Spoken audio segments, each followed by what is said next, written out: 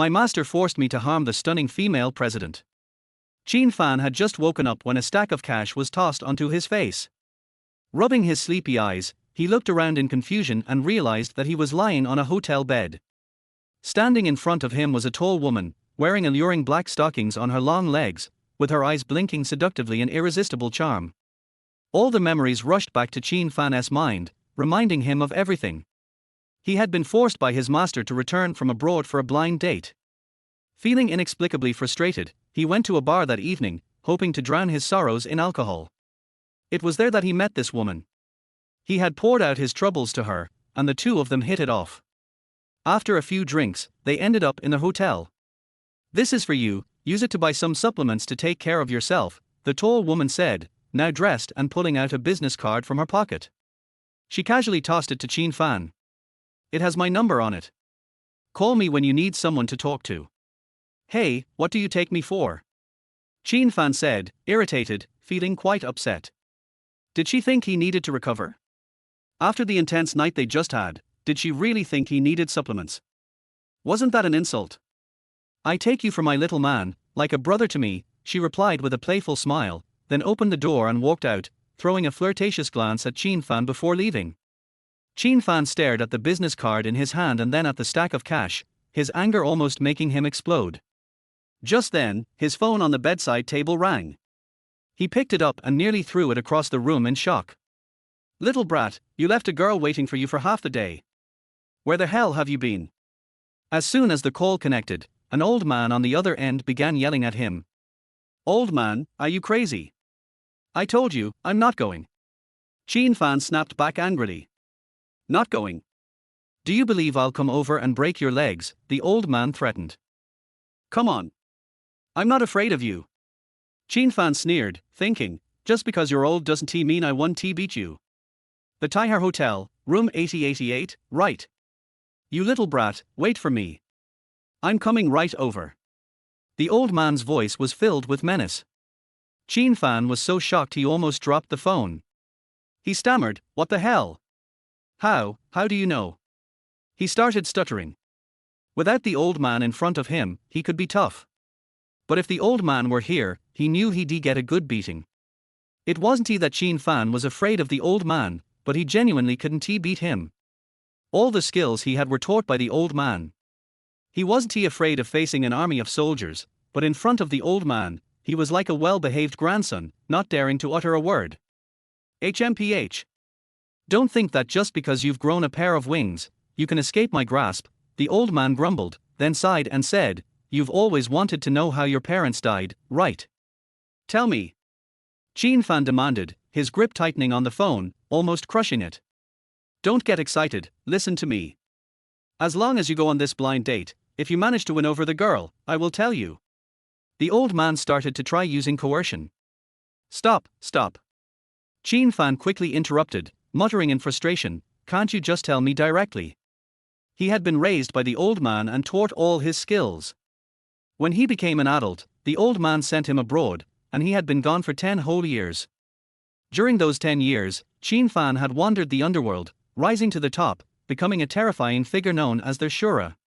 Now that he was back in the country, his goal wasn't just to find out about his parents' death but also because the old man had forced him to come back for a blind date. Our Shura, like him, had to go on a blind date.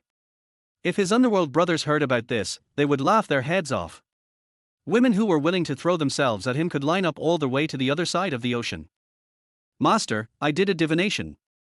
As long as you marry her, as long as you marry her, you'll be able to investigate your parents' death." The old man continued, sounding mysterious. Did a divination? Qin Fan thought. The old man was indeed a quack, but his divinations were often eerily accurate. Why? Qin Fan asked, confused. Was his parents' death somehow related to the woman on the blind date? Everything is a matter of fate, a coincidence in the dark. The old man began mysteriously. Stop. Don't go all mystic on me. I'll go, okay? Qin Fan cut him off. Har har, that's my good disciple, the old man chuckled. Remember, you must win her over. Before Qin Fan could respond, the old man hung up the phone. Qin Fan gripped the phone tightly. No matter what, to find out about his parents' death, he had no choice but to throw caution to the wind. He quickly dressed and, before leaving, cast one last glance at the stack of cash on the bed. If he took it, wouldn't he that mean? Forget it. He didn't need the money anyway. Qin Fan stuffed the business card into his pocket and rushed out of the hotel, heading to the blind date location. The location was a high-end Western restaurant in Jiang City. It was his first time going on a blind date, and he felt a little excited. Since it was noon, the restaurant was only sparsely populated with a few customers. The moment Qin Fan walked in, his eyes immediately landed on the woman sitting by the window. Her side profile was quite beautiful. Hopefully, she was a real beauty. He thought to himself as he hurried over and pulled out a chair to sit down. The woman was clearly surprised. She raised an eyebrow and coldly asked, "Are you Qin Fan?" "I am." Qin Fan looked up, and his eyes immediately lit up. This blind date was wearing simple, elegant attire. She had applied a light layer of makeup, enhancing her flawless beauty with an air of nobility and cool elegance. Beautiful. She was absolutely stunning. He had seen countless beauties abroad, blonde-haired, blue-eyed, exotic types, but none of them could compare to this woman. Her beauty could easily be described as world-shattering. The only flaw was that her demeanor was icy to the core. Suwanshi took a sip of her coffee, studying the man calmly. This man had sharp eyebrows and starry eyes, with a healthy, tan complexion, quite a handsome man. What disgusted her was that this man was dressed somewhat sloppily. "Is this what my father calls a good man? Do you know what I hate the most? People who are late." Suwanshi said coldly, setting down her coffee. "Sorry, something came up," Qin Fan apologized with a smile. "All right, let's talk business." Suwanshi took out a resume from her file bag and casually tossed it onto the table. "Here's my resume. Where's yours?" "A resume? Wait, don't tell me. I need a resume for a blind date." "I didn't bring a resume," Qin Fan chuckled awkwardly. He casually glanced at the resume on the table. Suwanshi, 25 years old, executive CEO of Baishin Group in Jiang City. CEO? So, she's a rich woman. If he could get a woman like Suwanshi, he could skip 20 years of hard work. A woman with both beauty and wealth like Suwanshi could make any man fall for her. Qin Fan had already decided he had to win her over. "No resume. How am I supposed to get to know you?" Suwanshi raised an eyebrow, looking displeased. "What do you want to know?" "Just ask me," Qin Fan said, feeling a bit helpless. Was this woman a workaholic? Was her head so full of work that she needed a resume for a blind date? "Do you have a car?" "No." "Do you have a house?" "No." Suwanshi furrowed her brows, struggling to resist the urge to walk out. She continued asking, "What's your annual salary?" "Annual salary?" Qin Fan thought for a moment, grinning. "A few billion, maybe." "A few billion?" Suwanshi's eyes nearly popped out in disbelief, her face frozen in a mix of irritation and amusement. This man was really shameless, wearing ragged clothes, no car or house, and claiming his annual salary was in the billions. Who would believe that? He was exaggerating for sure. But of course, she had only asked to go through the motions. Seeing Suwanshi doubt him, Qin Fan became a little anxious, speaking seriously, "I'm telling the truth." He wasn't lying. He had just returned to the country. Where would he get a car and house from? He was a Shura, a king in the underground world. The missions he took on started at billions of dollars. It had been 10 years, and he didn't even know how much money he had saved up. For him, money was just a number. Suwanshi took a sip of her coffee, her face still cold, and said, "I don't think we're a match." "Not a match? What's wrong with me?" Qin Fan opened his mouth, about to respond. Just then, a man and a woman approached their table. "Are you Qin Fan?" "We're from the Jiang City Police Department. Please come with us for questioning." The woman flashed her badge and signaled to the young man beside her. The young man understood and pulled out a pair of handcuffs, locking them onto Qin Fan's wrist. Suwanshi was stunned. Qin Fan was also stunned, hurriedly saying, "Officer, you must have the wrong person. We didn't make a mistake.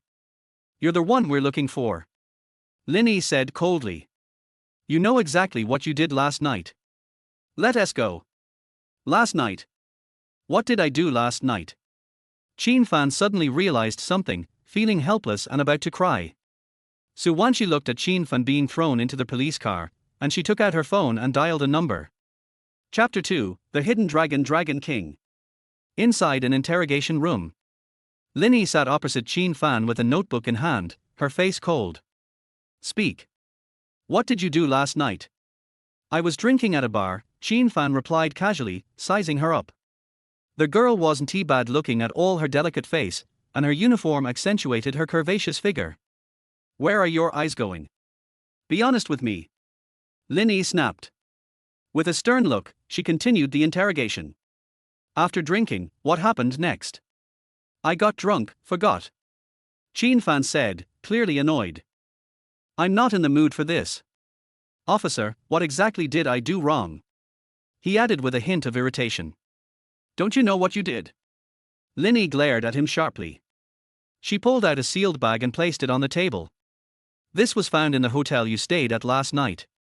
I suggest you confess everything. Qin Fan froze. Inside the sealed bag was a thick stack of cash. Damn it. If I had known, I should have just taken the money. Now it's become a problem. That money's not mine, Qin Fan stubbornly denied. Not yours. Should we check for fingerprints? Linny sneered. Go ahead and check. Qin Fan shrugged, acting nonchalant. I never even touched the money. Why should I be afraid of fingerprints? You. Linny was so angry, her chest was rising and falling rapidly. Creak. At that moment, the door to the interrogation room opened. Two middle-aged men with stern faces walked in. Director Hua? What brings you here? Linny was surprised. It was their director, Hua Jungwo, along with a stranger, a middle-aged man. This is my ID. This case has been transferred to us, the middle-aged man said, showing his badge. You're from the Hidden Dragon. Linny stared in disbelief. The Hidden Dragon? What was this? The Hidden Dragon was an extremely special department. How could such a small case involve them? Qin Fan, too, was surprised but remained silent. You should step outside, Director was said in a tone that brooked no argument. Yes. Linny reluctantly put away her notebook. As she got up to leave, Qin Fan gave her a mischievous smile. How about we grab dinner sometime? Get lost. You disgust me. Linny snapped with an angry look before walking out. Disgusted? I'm the one who's wronged here. Qin Fan helplessly scratched his nose. Director Hua, you can leave too, the middle-aged man said, glancing at Director Hua.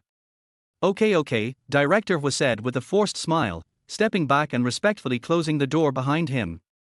Now, only Qin Fan and the middle-aged man remained in the room. Qin Fan crossed his legs, raising an eyebrow and saying, You're from the Hidden Dragon? Yes. The middle-aged man nodded slightly, showing respect. This was his first time meeting Qin Fan, and he was a little excited, even surprised. He hadn't expected Qin Fan to be much younger than he had imagined. Qin Fan took out a cigarette, lit it, and lazily asked, Did the old man send you? Yes, he did. He said you were in some trouble, and I'm here to help, the man replied, pulling out a token from his pocket and respectfully offering it to Qin Fan. This is the Dragon King token. It's yours now. Qin Fan toyed with the Dragon King token in his hand. This is the old man's idea? Yes. The man nodded, explaining, he said since you've returned, everything that belongs to you should be returned as well. Qin Fan pocketed the token, extinguished his cigarette, and raised an eyebrow. Can I leave now? Of course. This was just a misunderstanding. You can leave anytime, the man said with a smile, pulling out a business card. This has my number. If you encounter any problems in Jiang City, feel free to contact me. Qin Fan took the card, stood up, and prepared to leave. When he reached the door, he turned back and reminded, Remember, don't reveal my identity. Understand? Understood. The man nodded, stepping forward and respectfully opening the door for Qin Fan. Dragon King, please. Dragon King? That's a nice title. Qin Fan smiled faintly as the door opened, only to see Linny standing outside. Linny was stunned. How could someone from the Hidden Dragon show such respect for this man? Cough cough. Yang Jinshan coughed deliberately, looking stern. After investigation, Mr. Qin is innocent. He is free to leave. What? Are you sure?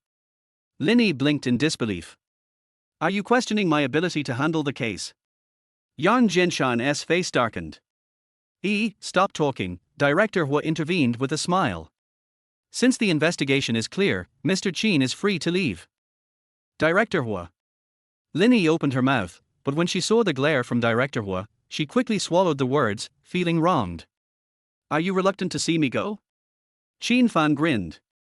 Get lost. Linny shouted. Qin Fan was instantly annoyed. Why did this girl have such a fiery temper? Still not leaving. Linny glared.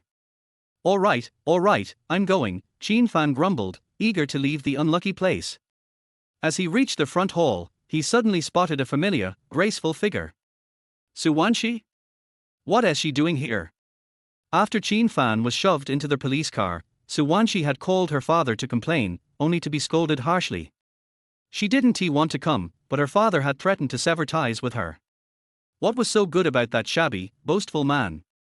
Was her father losing his mind? Under her father's threat, Suwanshi reluctantly arrived at the police station. Hello, I'm here to bail Qin Fan out, she said at the front desk. Just then, Qin Fan walked over, asking with feigned ignorance, what are you here for? You're okay? Suwanshi asked, surprised. Do I look like someone who's in trouble? It's all a misunderstanding, Qin Fan said, pulling out a cigarette and grinning. Our blind date isn't over yet. How about we continue it? Qin Fan's carefree attitude annoyed Suwanshi. She glanced around. This isn't the place to talk. Let us go outside. She turned and walked out. Qin Fan, wait. Yang Jinshan quickly caught up. Is something wrong? Qin Fan raised an eyebrow. Well, how should I put this? Yang Jinshan looked embarrassed. Just say it. If you've got something to say, say it. Qin Fan growled, annoyed. Yang Jinshan glanced at Suwanshi, who was already walking away, then braced himself and said, Your bank card has been frozen. Qin Fan froze. You've got to be kidding me. Who the hell froze it? He had at least a few $100 billion in that account, it was his entire fortune. Who dared freeze his bank card? Oh. Yang Jinshan looked hesitant. Is it that damn old man? Qin Fan suddenly realized and cursed loudly. That old bastard froze my account. How am I supposed to get money now? Yang Jinshan smiled bitterly but didn't speak. Qin Fan took out his phone and called the old man. After a long while, no one answered. That old fool. Doesn't he even answer my calls? Qin Fan was so angry he nearly smashed his phone. Turning to Yang Jinshan, he asked, Got any money? Huh? Yang Jinshan was caught off guard. He fumbled in his pocket and pulled out 2 bills. It's just these 2. My salary isn't Hand it over. Qin Fan grabbed the money. This is a loan from me. I'll pay you back after I handle Suwanshi. Later. Before Yang Jinshan could react, Qin Fan quickly walked out. Suwanshi? Isn't she the CEO of Baixing Group in Jiang City? Yang Jinshan stood frozen in place, confused and lost. Chapter 3, Enjoying Such Insults. Suwanshi had been waiting outside for a long time. Sorry, I ran into an old friend and got delayed, Qin Fan quickly walked up to her, giving an apologetic smile. How about we find a place to continue? No need. Suwanshi raised an eyebrow, her face cold. We just met, and we're not very familiar, so I need some time. Do you understand? Huh? This time, it was Qin Fan who was stunned. Hadn't she just said they weren't a good match? Why did she suddenly change her tune? Was she offering him a chance? No problem. Qin Fan felt a little happy inside. He knew that rushing things wouldn't work, so he nervously asked, By the way, could you lend me some money? Lend you money? Suwanshi's eyes widened in disbelief. She thought she had misheard, then laughed and said, Aren't you supposed to be making billions a year? You need to ask me for money. Well, something happened, so Qin Fan felt really awkward, not knowing how to explain. If his bank card hadn't been frozen, would he really be asking his blind date for money? Without money, food and shelter became problems. One second, he was a billionaire, and the next, he was penniless. The contrast was enough to drive him crazy. Suwanshi thought for a moment, then asked, "No money to lend, but would you like a job?" "A job?" Qin Fan's eyes lit up. "Yes." He immediately nodded eagerly. As long as he could work with Suwanshi, wouldn't that give them a chance to get to know each other better? At this moment, Qin Fan felt confident he could win her over. What Qin Fan didn't realize was that Suwanshi's offer was more about fulfilling a duty to her father than a genuine opportunity. "Come with me." Suwanshi led Qin Fan to the parking lot and stopped in front of an Audi S8. "Can you drive?" "Isn't that a given?" Back in the day, Qin Fan began to boast. "Okay, just drive," Suwanshi quickly interrupted, handing him the car keys, thinking, is this guy addicted to bragging? Qin Fan opened the car door and got in, sitting in the driver's seat. He looked in the rearview mirror at Suwanshi, who had already sat in the back seat. "Where are we going?" "Baishin Group," Suwanshi replied coldly. "Got it." Qin Fan started the car, leaving the police station and heading toward Baishin Group. Hey, Suwanshi must want him to be her personal driver, huh? Every day, picking her up and dropping her off at work. That way, they'd have plenty of time to get to know each other. Being a driver didn't sound bad. Qin Fan couldn't help but feel pleased. Baishin Group. Located in the heart of Jiang City. Baishin Group had once been a small company, but since Suwanshi became its executive CEO, she had transformed it into a large corporation in just 5 years, almost breaking into the top 20 in Jiang City. Suwanshi was extremely capable in business, often referred to as a businesswoman powerhouse by Jiang City's entrepreneurs. With looks and ability, she was certainly a match for Qin Fan. Qin Fan thought to himself, how shameless of me. Entering the building, Qin Fan's eyes lit up as he noticed how beautiful the female employees were. Their various charms made him dizzy. Qin Fan followed Suwanshi into a private elevator that took them to the 26th floor. The 26th floor was Suwanshi's exclusive floor, and few people in the company had the privilege to enter it. Squeak! At that moment, a beautiful female employee hurriedly ran out of the CEO's office. "Fei Fei? What's wrong?" Suwanshi asked, confused. "President Su, you're back." Shen Yufei froze for a moment, then angrily said, "That young Master Shu is here again, in your office. I couldn't get him to leave. He's driving me crazy." Shu Yunfei came again. Suwanshi's expression darkened. This Shu Yunfei had relentlessly pursued her for 5 years, and she had rejected him countless times. She hadn't expected him to show up again today. Only then did Shen Yufei notice Qin Fan standing behind Suwanshi. She gave him a curious glance and teased, "I say, President Su, is this guy the one you mentioned, your blind date?" Suwanshi's face flushed slightly, and for a moment, she didn't know how to explain. "Hello, my name is Qin Fan greeted with a smile. He was good at observing people and could tell that Suwanshi and this woman had a good relationship. On the surface, they were in a superior-subordinate relationship, but privately, they might be good friends. If he wanted to win over Suwanshi, he needed to first win over her close friend. "Hello, I'm Shen Yufei, President Su's secretary." Shen Yufei introduced herself, smiling as she asked, "So, Qin Fan, if President Su encounters trouble, what will you do?" "Fei Fei." Suwanshi opened her mouth but didn't speak. She knew exactly what Shen Yufei was hinting at. "You want to pursue me? You need to be worthy of it first." At this point, Shen Yufei leaned in closer to Qin Fan and whispered, "I'm being nice to you, giving you an opportunity. Let us see if you can show your worth." Qin Fan froze for a moment. He knew exactly what Shen Yufei meant. Confident, he patted his chest and said, "Don't worry. It's just a small problem. I'll solve it right away." This was his chance to show off in front of Suwanshi. Why would he back down? He strode toward the CEO's office. Squeak! Qin Fan walked into the CEO's office, a cigarette hanging from his mouth. The two men inside froze in shock. Where did this guy come from? Dressed sloppily, he didn't look like an employee of Baishin Group. Qin Fan immediately noticed the man sitting on the sofa. He looked about 30, dressed in a suit, holding a bouquet of bright red roses. Are you the troublemaker Su Wanxi's been dealing with? Qin Fan arrogantly walked over and pointed toward the door.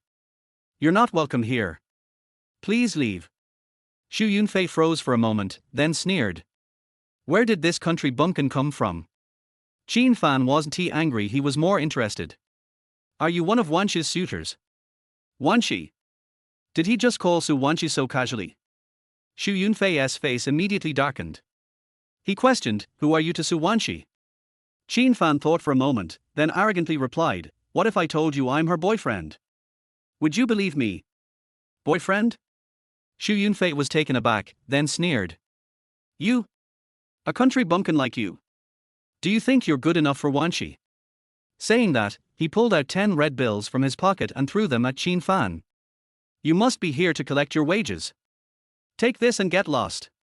Qin Fan was stunned. What's wrong? Not enough. Xu Yunfei frowned, then took out 5 more bills and threw them at Qin Fan. Qin Fan furrowed his brow. Was this an insult?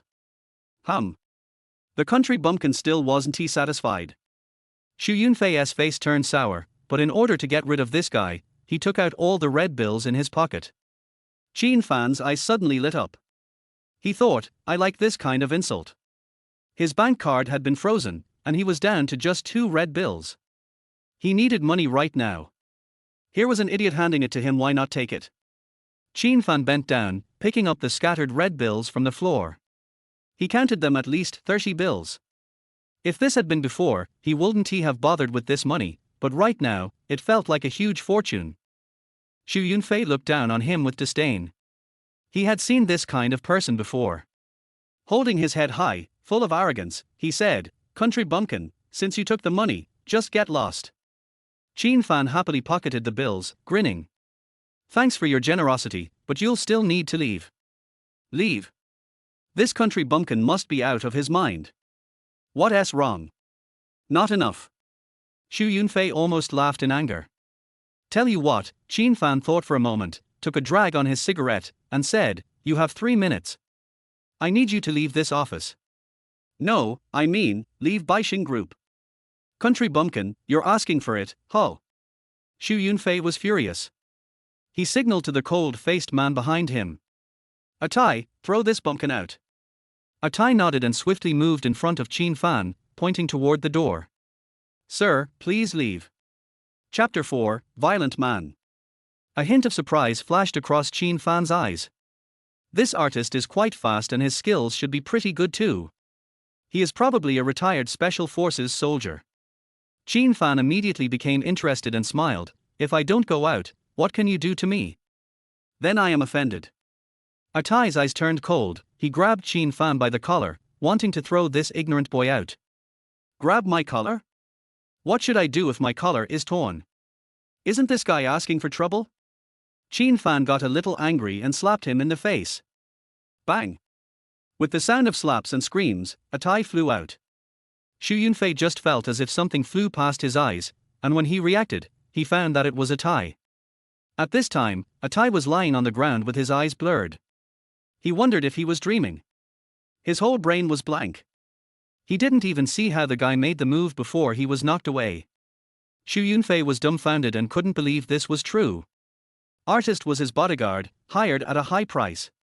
He is a retired Special Forces soldier with great skills. He was actually slapped away by this country bumpkin. Outside the corridor.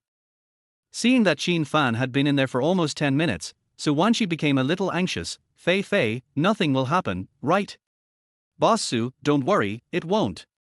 Before Xin Yufei could finish her words, there was a loud bang and a person flew out of the office and hit the wall of the corridor. Su Wanxi and Xin Yufei were both dumbfounded. Isn't he this Xu Yunfei? How did this fly out? Bang! Before they could come to their senses, another person flew out and hit Xu Yunfei.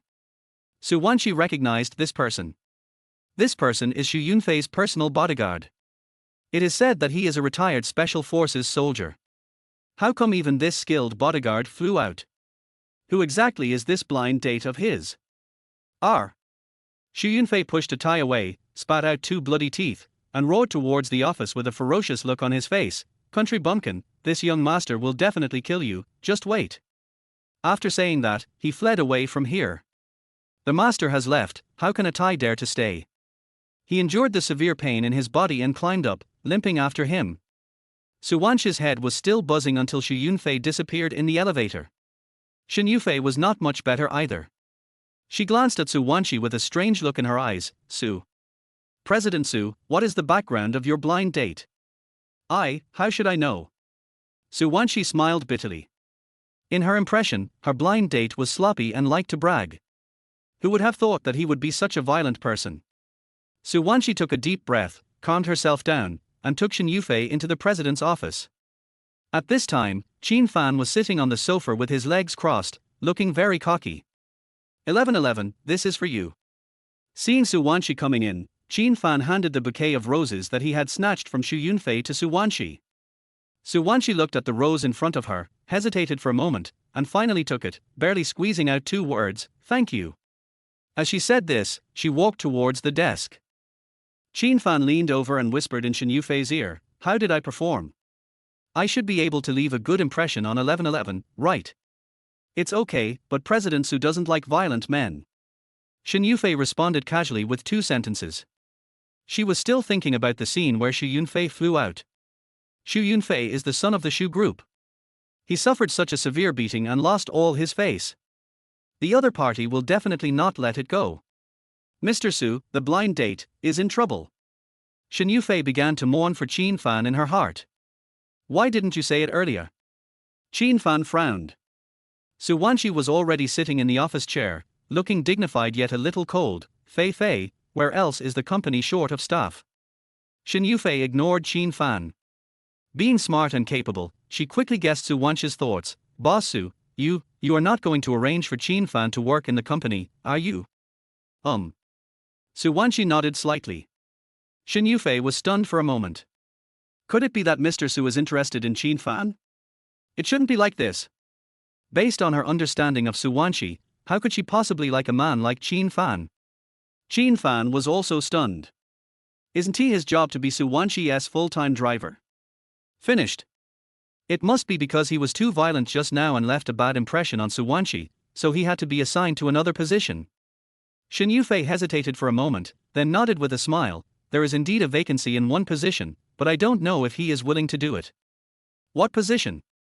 Qin Fan couldn't help but interrupt. Security. Shen Yufei said. Security guard? Qin Fan's eyes widened, and for a moment he thought he had misheard. He is the Shura of the Dark World, the Dragon King of the Latent Dragon, and he goes to work as a security guard. Is this possible? Su Wanxi sat upright in her office chair with a complicated expression, staring out the window, thinking quietly. Her mind is all on work, how can she have time for romance? The blind date was just forced by my father. I don't know what was wrong with my father, he actually scolded her for a boastful and violent man. No matter what, she had to give an explanation to her father.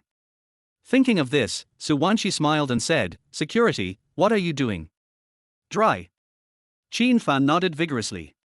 In order to deal with Su Wanxi, he was determined to take risks and had to condescend to work as a security guard. Su Wanxi looked a little surprised. She originally wanted this guy to back off, but she never thought that he would actually agree. That's fine. Not only does he have to explain to his father, but this guy has almost no chance to pursue her. Su Wanxi cleared her throat and looked at Shen Yufei. Fei, take him to the Human Resources Department to go through the entry procedures. Come with me. Shen Yufei glanced at Qin Fan with a slight smile in her eyes, and walked out of the office. Qin Fan followed Shen Yufei to the Human Resources Department. In the elevator, Qin Fan looked at Shen Yufei with lustful eyes. Shen Yufei was wearing light makeup, a black professional suit, and black stockings on her slender and straight legs. Her energetic and capable look made her very elegant and deeply attracted his attention. Does it look good? Shen Yufei raised her beautiful legs and shook them in front of Qin Fan. It looks good, huh? What does it look good? Qin Fan nodded subconsciously, then immediately realized something was wrong and quickly changed his words. Humph, are you still playing dumb with me? Shen Yufei glared at me and threatened fiercely, I'm warning you, if you look at me again, I'll dig out your eyes. Dig out his eyes? Can this kind of threat scare him? Qin Fan curled his lips and didn't take Shen Yufei's threats seriously at all. After coming to the Human Resources Department and signing the contract, he is now considered a member of the Park Sun Group. Come on, I'll take you to work. Shen Yufei took Qin Fan and took the elevator to the company lobby on the first floor. Bite. The elevator door opened, and Qin Fan and Shen Yufei walked out of the elevator side by side. Qin Fan frowned as he walked out of the elevator. He saw a familiar graceful figure getting into another elevator. It must be my eyes. It can't be such a coincidence, right? Chapter 5: The Old Man's Contempt. Why are you standing there? Go. Shen Yufei glared at him. Here I come. Qin Fan hurriedly followed Shen Yufei and came to the outside of the building. Shen Yufei raised her hand and pointed at the entrance of the building. See the security booth over there? That's where you work. Gatekeeper security? He thought it was a patrolling security guard. When can you start work? How about tomorrow? He doesn't even have a place to live now, so he has to solve the housing problem first. Well, fine. Report to my office tomorrow. Am I not under the supervision of the security department? No, you belong to me. Shen Yufei smiled playfully, winked at Qin Fan seductively, and then turned around and walked back to the company. Qin Fan shuddered all over. Could it be that this female secretary has a crush on him? How can this be possible? Shen Yufei is Su Wanxi's best friend. Absolutely no messing around. Forget it. In order to deal with Su Wanxi, you must first deal with Shen Yufei. Qin Fan thought shamelessly in his heart. He took out his cell phone from his pocket and dialed Yang Jinshan's number. Dragon King, what do you want? The call was quickly connected, and Yang Jinshan's respectful voice came from the other end. You are local of Jiangcheng and you are very familiar with Jiangcheng. Find a house for me. Oh, remember, don't find one that is too expensive. After Qin Fan finished speaking, he hung up the phone without giving Yang Jinshan a chance to refute. Then he dialed the old man's number again. The call was connected, and the old man's extremely impatient voice came from the other end. Little bastard, I'm very busy and don't have time to talk to you. If you have to fart, just fart now. Old man, are you sick? Why are you freezing my bank card? Qin Fan angrily cursed the old man on the other end of the phone. Little bastard, why are you so excited? I'm helping you keep your money, do you understand? I don't want to waste time talking to you now. Can you tell me the cause of my parents' death? Hey, did you handle Su Wanxi? Qin Fan was choked immediately. Deal with Su Wanxi? It's not easy to deal with Su Wanxi. What? You haven't figured it out yet? Aren't you so useless? The old man mocked Qin Fan. Qin Fan was so angry that his mouth twitched. Stop talking nonsense and unfreeze my bank card immediately. Thor. That has to wait until you deal with Su Wanxi. The old man was obviously a little impatient, and snorted unhappily. How about this, I will give you a clue. As long as you see someone with a ferocious beast tattoo on his arm, maybe you can find out the cause of your parents' death. A vicious beast tattoo? What vicious beast tattoo? Beep. However, the old man on the other end had already hung up the phone. This damn old man hung up the phone before I could even finish my sentence. Qin Fan was so angry that he wanted to rush to the old man and beat him up. Thinking that he couldn't beat the old man, he gave up the idea. At least he now had a clue. The old man once told him his fortune, and it turned out to be quite accurate. As long as Su Wanxi is dealt with and the investigation continues along this clue, maybe the cause of death of the parents can be found out just as the old man predicted. However, how easy is it to deal with a beautiful CEO like Su Wanxi? He was not a fool, so he naturally understood the old man's good intentions. The old man froze his bank card because he wanted him to stay with Su Wanxi. He was a little curious, how did the old man know this beautiful female CEO? At this time, Qin Fan received a message on his mobile phone. The message was sent by Yang Jinshan. He opened the message, which said that Yang Jinshan had found the house and its address. Lotus Lane. This place is not far from Park Sun Group.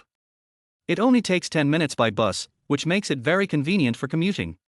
Qin Fan arrived at the destination. You are Mr. Qin Fan, right? At this time, a young man came up and took out a key from his pocket and handed it to Qin Fan. Here is your key, you can move in directly with your luggage. Thank you. Qin Fan took the key and went to their house according to the address given by Yang Jianshan. This house is not very spacious, but it is decorated quite well. The important thing is that there are all kinds of facilities such as washing machines and air conditioners. Qin Fan dragged his tired body and lay down on the bed. He took the business card out of his pocket. Sophie. This is the name on the business card, and there is a phone number. At this moment, all his thoughts came to his mind, reminding him of the intimate moments he had with that woman last night. Could the graceful figure he saw when he got out of the elevator today be her? How did she appear in Park Sun Group? Could he also be working for Park Sun Group? Isn't it too coincidental?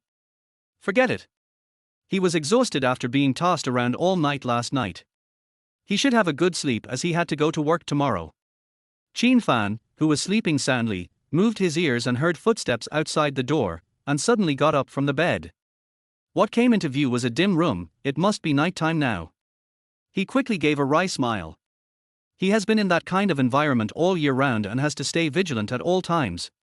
This is a habit he has developed over the years. Now that I have returned to my country, it is difficult for me to adapt for a while. Suddenly, Qin Fan frowned. He heard footsteps appearing outside the door. Crunch. The door seemed to be pushed open. Could it be a thief? Qin Fan quickly stood up, picked up his shoes as a weapon, and tiptoed towards the door. Whatever is in his hands can become a weapon. This shoe can even make the opponent faint at a critical moment. When Qin Fan arrived at the door, he picked up his shoes and was about to throw them at the man. Unexpectedly, the man pressed him against the wall instead. Qin Fan was a little angry and was about to beat the other person with the smelly shoes. The next second, he was stunned. The other person turned out to be a woman. He reeked of alcohol and perfume. Why is this thief a woman? Deng deng deng. Just then, there was a chaotic sound of footsteps outside the door. Qin Fan was stunned, wondering if this thief had an accomplice. Just at the moment when Qin Fan was stunned, the woman suddenly moved her little mouth closer to him, and their lips pressed tightly together. Qin Fan's eyes widened, his mind went blank, and he temporarily lost the ability to think. Oh my God! Not only was he pushed against the wall by the female thief, but he was also kissed forcibly. Their breaths mingled. At this moment, time seemed to have frozen. There were footsteps approaching outside the door, and there were knocks on the door. Fortunately, the person knocking was not his door, but that of the neighbor across the street. Get out here, you stinky bitch! There was a man's roar outside the door. What is going on? Aren't those people outside the door the female thief's accomplices? At this time, the woman retracted her mouth and covered Qin Fan's mouth with her hand, making a gesture to stop him from making any sound. Qin Fan was still a little reluctant to leave, but his eyes looked strange. Could it be that this woman was discovered stealing and was chased here? Who the hell are you? Ouch. Oh. Immediately afterwards, there was a sound of fighting outside the door, accompanied by screams of crying for parents. Who beat up those people outside the door? Qin Fan looked a little stunned. Suddenly, he frowned and felt a cold murderous intent coming from outside the door. Roll. This is another man's voice. Just wait for me. Those people left in a panic, and before leaving they did not forget to say something cruel. The next second, Qin Fan's heart shuddered, and he felt locked in by that murderous intent. But soon, the murderous intent disappeared. I guess the man with the cold murderous intent has left. There was no more noise outside the door, and the woman finally breathed a sigh of relief. At this time, Qin Fan grabbed the woman's wrist with his backhand. Ouch. With a scream from the woman, she was pinned against the wall by Qin Fan. Snap. Qin Fan turned on the light and was stunned the next second. Chapter 6 Beautiful Neighbor. This is a very beautiful woman. She has curved eyebrows, a slightly upturned nose, and is dressed in sexy, charming and enchanting clothes, showing her charm. What are you going to do? Jiang Yang's cheeks flushed and she looked at Qin Fan with vigilance. After a brief daze, Qin Fan came back to his senses and almost laughed out of anger. He snorted coldly, you came into my room without permission, and you still ask me what I want to do. Is this your house? Isn't this nonsense? Why haven't I seen you before? Jiang Yang looked a little strange. I just moved in today. Qin Fan let go of the man, took out a cigarette and lit it. Tell me, did you steal someone else's things? And then someone chased you home. Steal something. Jiang Yang's beautiful eyes widened, and she snorted in annoyance. Who said I stole someone's things? Why? In your eyes, am I a thief? Isn't it? Qin Fan laughed. I? Jiang Yang was choked and hurriedly explained, I'm not a thief, and I didn't steal anyone's things. I just wanted to get rid of those annoying guys. I thought no one lived here, so. You live across from me. Well, come to think of it, we are still neighbors. You won't bother with me, your neighbor's sister, right? Jiang Yang smiled, and her smile was somewhat charming. Okay, you reek of alcohol, go back and take a shower. Qin Fan pinched his nose, looking disgusted. Jiang Yang was stunned. What was that look in this man's eyes? Are you disliking her? This aroused Jiang Yang's curiosity towards Qin Fan, and she asked with a smile, by the way, my name is Jiang Yang, what's your name? Qin Fan. Qin Fan became a little impatient. He, little brother Qin Fan, we are neighbors now, please take care of me in the future. Jiang Yang smiled coquettishly, and before leaving, she did not forget to throw a wink at Qin Fan. Qin Fan shuddered all over. What's that look in this woman's eyes? Want to seduce him? However, this woman named Jiang Yang exuded a charming and enchanting temperament, as if she was born with it, which deeply touched his sensitive nerves. Who are you? Just then, Jiang Yang's scream was heard from the door. Qin Fan frowned and looked up. Several men with knives appeared at the door. Jiang Yang was frightened and turned pale, and slowly retreated. Yo, I didn't expect there was a chick here. Among them was a wretched man who looked at Jiang Yang with a sly look, revealing his most primitive thoughts. Bang! The scarred man in the lead kicked the man and said, fuck you, we are not here to look for girls, we are here to do business. The wretched man felt very aggrieved and smiled, yes, we are here to do serious business. At this time, Qin Fan came over with a cigarette in his mouth and glanced at Jiang Yang, your enemy. This shouldn't happen. I didn't offend anyone. Jiang Yang shook her head vigorously. Those people she offended wouldn't resort to knife wielding, right? It's obvious that he's here to rob money and kill people. The scarred man's cold eyes were like a knife.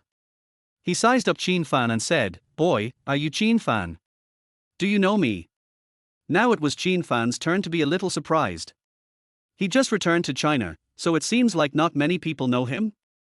At this time, the wretched man took out a photo from his pocket and compared it with Qin Fan. Brother, this guy is the one in the photo. Photo? What is going on? How did these guys have pictures of him? Could it be that his enemies abroad have chased him back home? This shouldn't happen. His enemies are all terrifying beings. How could they let these minions kill him? Did I offend you in any way? Qin Fan grinned, not looking nervous or scared at all. Jiang Yang looked at Qin Fan with curiosity. Who did this guy offend? Also, why does this guy look so calm? They were all holding knives, but they were not afraid at all. This man is probably not simple. At this moment, Jiang Yang became more and more curious about Qin Fan, and now she wanted to get to know him better. You didn't offend us, but someone you shouldn't have offended. A trace of cruelty flashed in the scarred man's eyes, and he snorted coldly, we are also taking money and doing things for others. Sorry for the offense. After saying that, he raised the knife and rushed forward, chopping hard at Qin Fan's right hand. Careful!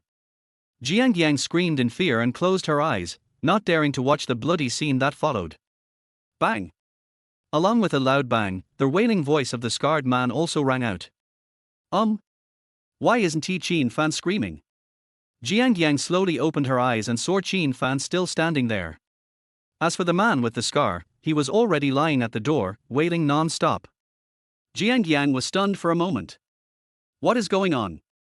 Why did the scarred man run to the door and lie on the ground wailing?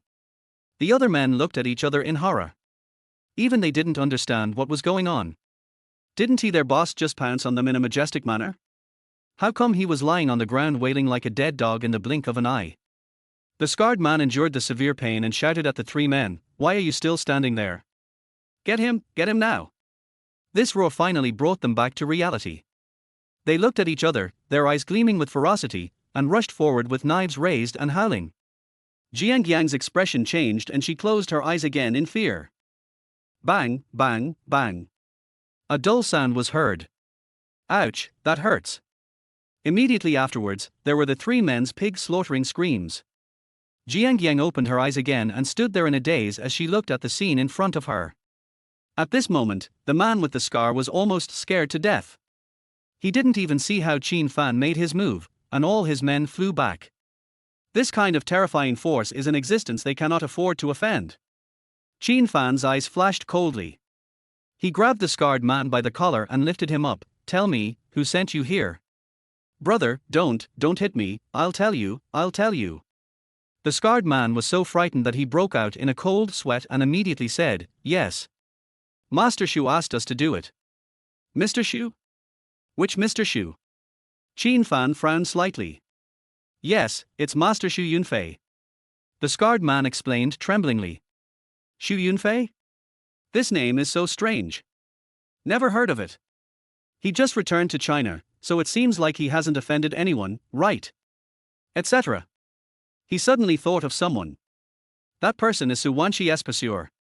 Could it be that guy?" "Brother, I've told you, can you let me go?" The scarred man asked bravely. "Let you go?" Qin Fan sneered and threw the scarred man to the ground.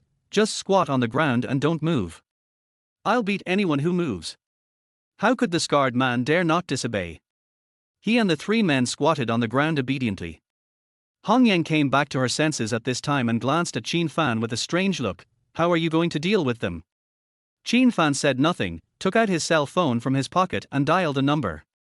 Chapter 7. I don't like people who are late. Wow wow wow. In less than 10 minutes, the sound of sirens was heard downstairs. Hong Yang was wondering what Qin Fan called. It turned out that he called the police. Who called the police? Soon, people from the police bureau appeared at the door. "It's me." Qin Fan looked up in surprise. "Oh my god. This is an acquaintance. Is it you?" Linny was also stunned when she saw Qin Fan holding a cigarette in his mouth. "Hey, I didn't expect that we are so destined to be together." Qin Fan chuckled and glanced at Linny shamelessly. "Fate bullshit. Ghost is destined to be with you." The man's darting eyes made Linny's chest heave violently. This gave Qin Fan an even greater feast for the eyes. Seeing that Linny's eyes seemed to be spitting fire, Qin Fan quickly withdrew his gaze. Linny took a few deep breaths and calmed down. She pointed at the scarred man squatting on the ground and asked, "What's wrong with these people? They broke into their house with knives and I subdued them." Qin Fan's words are concise and to the point. "What? They were all holding knives, and you solved it by yourself?" Linny was surprised. "Yes, I solved it." Qin Fan kicked the scarred man on the buttocks, his eyes gleaming with ferocity. "Is that so?" Yes. "Big brother, you are awesome." The man with the scar was about to cry, so how could he dare to say no?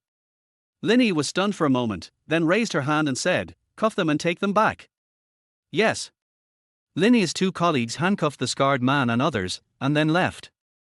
At this time, Linny suddenly pulled Qin Fan aside and asked in a low voice, "Qin Fan, right?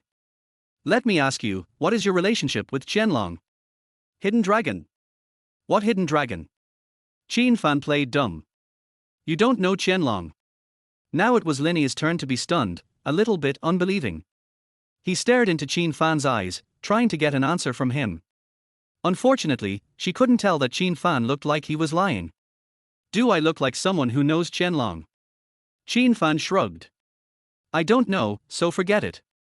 Linny dispelled her doubts, turned around and left, and before leaving, she did not forget to glance at the charming Jiang Yang. This guy is really a dog that can't change its bad habits. "Beauty, when are you free to have dinner?" Qin Fan shouted towards Linny's graceful back. "No time." Qin Fan immediately became depressed, wondering why this girl was so difficult to communicate with. "Why? You want to chase me?" At this moment, Hong Yin's delicate voice exploded in my ears. Qin Fan shuddered all over. He almost forgot that his beautiful neighbor was still here. Jiang Yang's beautiful eyes looked at Qin Fan, as if she wanted to see through him. Why are you looking at me like that? Qin Fan felt so frightened by the stare. From this look, why does it feel like the beauty wants to eat him? Jiang Yang smiled charmingly. I can't believe that with your small body, you can have such amazing skills. I used to be a soldier. It would only take me a few minutes to deal with these little minions, right? Qin Fan talked nonsense. Really? Jiang Yang looked at Qin Fan deeply again and smiled charmingly. Okay, it's very late, I won't disturb your rest, good night. After saying that, she turned and left. Qin Fan narrowed his eyes and became curious about this beauty. He shook his head, put these things behind him, and went to lock the door. He wanted to continue to have a good sleep and didn't want a woman to run in the middle of the night. The next morning, Qin Fan got up early and bought 2 breakfasts at a roadside stall. One of them was naturally prepared for Su Wanqi. Su Wanqi gave him the opportunity to pursue him, so of course he had to seize it.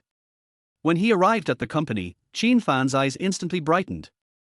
This time is the rush hour for work.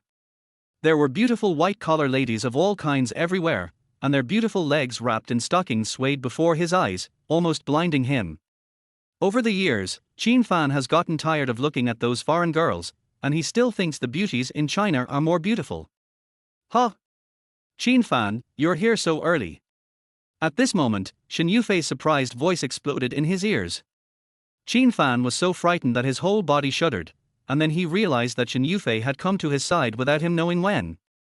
Today, Shen Yufei was still wearing a professional suit and a pair of crystal glasses on her nose, making her look more energetic and capable. What? Don't you recognize me? Shen Yufei frowned. No, I haven't. Qin Fan laughed and said with a smile, this is my first day at work, I can't be late, right? Well, very good. President Su doesn't like people who are late. Shen Yufei nodded with satisfaction. Don't like people who are late. Qin Fan was stunned. Suddenly he remembered his blind date with Su Wanqi yesterday. He was late for it, which made Su Wanqi very unhappy. It seems that he has to be a good and punctual employee in the future, so as to leave a good impression in Su Wanqi's eyes. By the way, come up with me. President Su has something to talk to you about. Shen Yufei glanced at Qin Fan, then got into the president's special elevator. Qin Fan hurriedly followed in. The elevator door closed and went straight up. Huh? Shen Yufei glanced at the bag in Qin Fan's hand and joked, why? Is this breakfast for President Su? Yeah. Qin Fan smiled. Did you buy this at a stall? Shen Yufei immediately saw where the breakfast was purchased from and smiled playfully. Let me kindly remind you that President Su doesn't like to eat food from stalls. What should I do then? Qin Fan had a sad face and felt extremely depressed. This Su Wanqi was quite delicate. How about, give it to me? Shen Yufei blinked her eyes. You don't mind if I buy this at a stall? Of course I don't mind. Okay, then, here you go. Qin Fan hesitated for a moment and handed the breakfast to Shen Yufei. Shen Yufei took the breakfast and thanked him with a smile. Thank you. I should be the one thanking you. Qin Fan smiled. If Shen Yufei hadn't reminded him, he would probably have given the breakfast to Su Wanqi. Su Wanqi saw that it was bought from a stall. Wouldn't he be despised to death? Speaking of which, if you want to get Su Wanqi, you have to please Shen Yufei. Bite. At this time, the elevator door opened.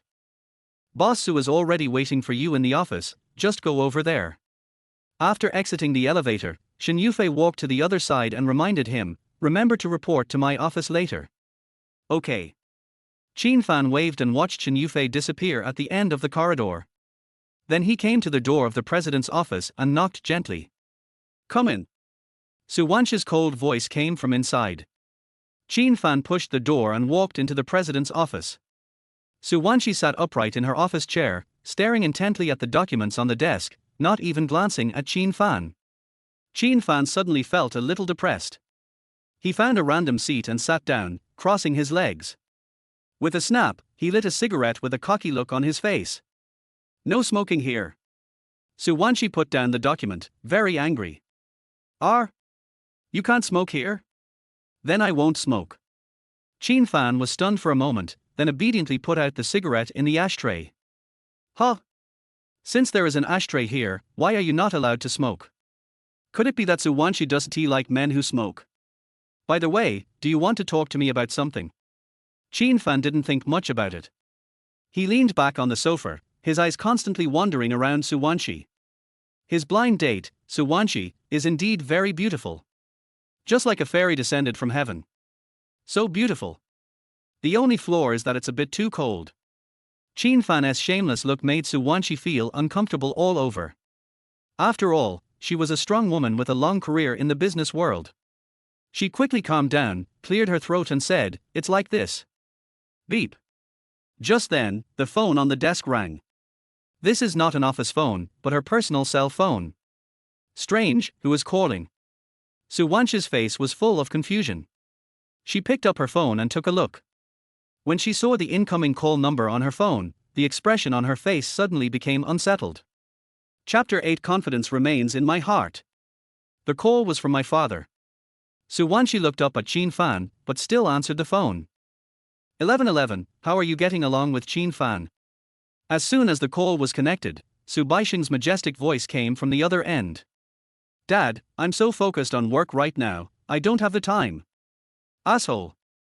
Su Baixing on the other side of the phone was very angry. 1111, Qin Fan is a good guy. You have to remember that Daddy is doing this for your own good. Pretty good. This guy is sloppy and careless, what's good about him? Suwanshi wanted to complain a few more words. You can talk slowly, you will soon discover Qin Fan's strengths.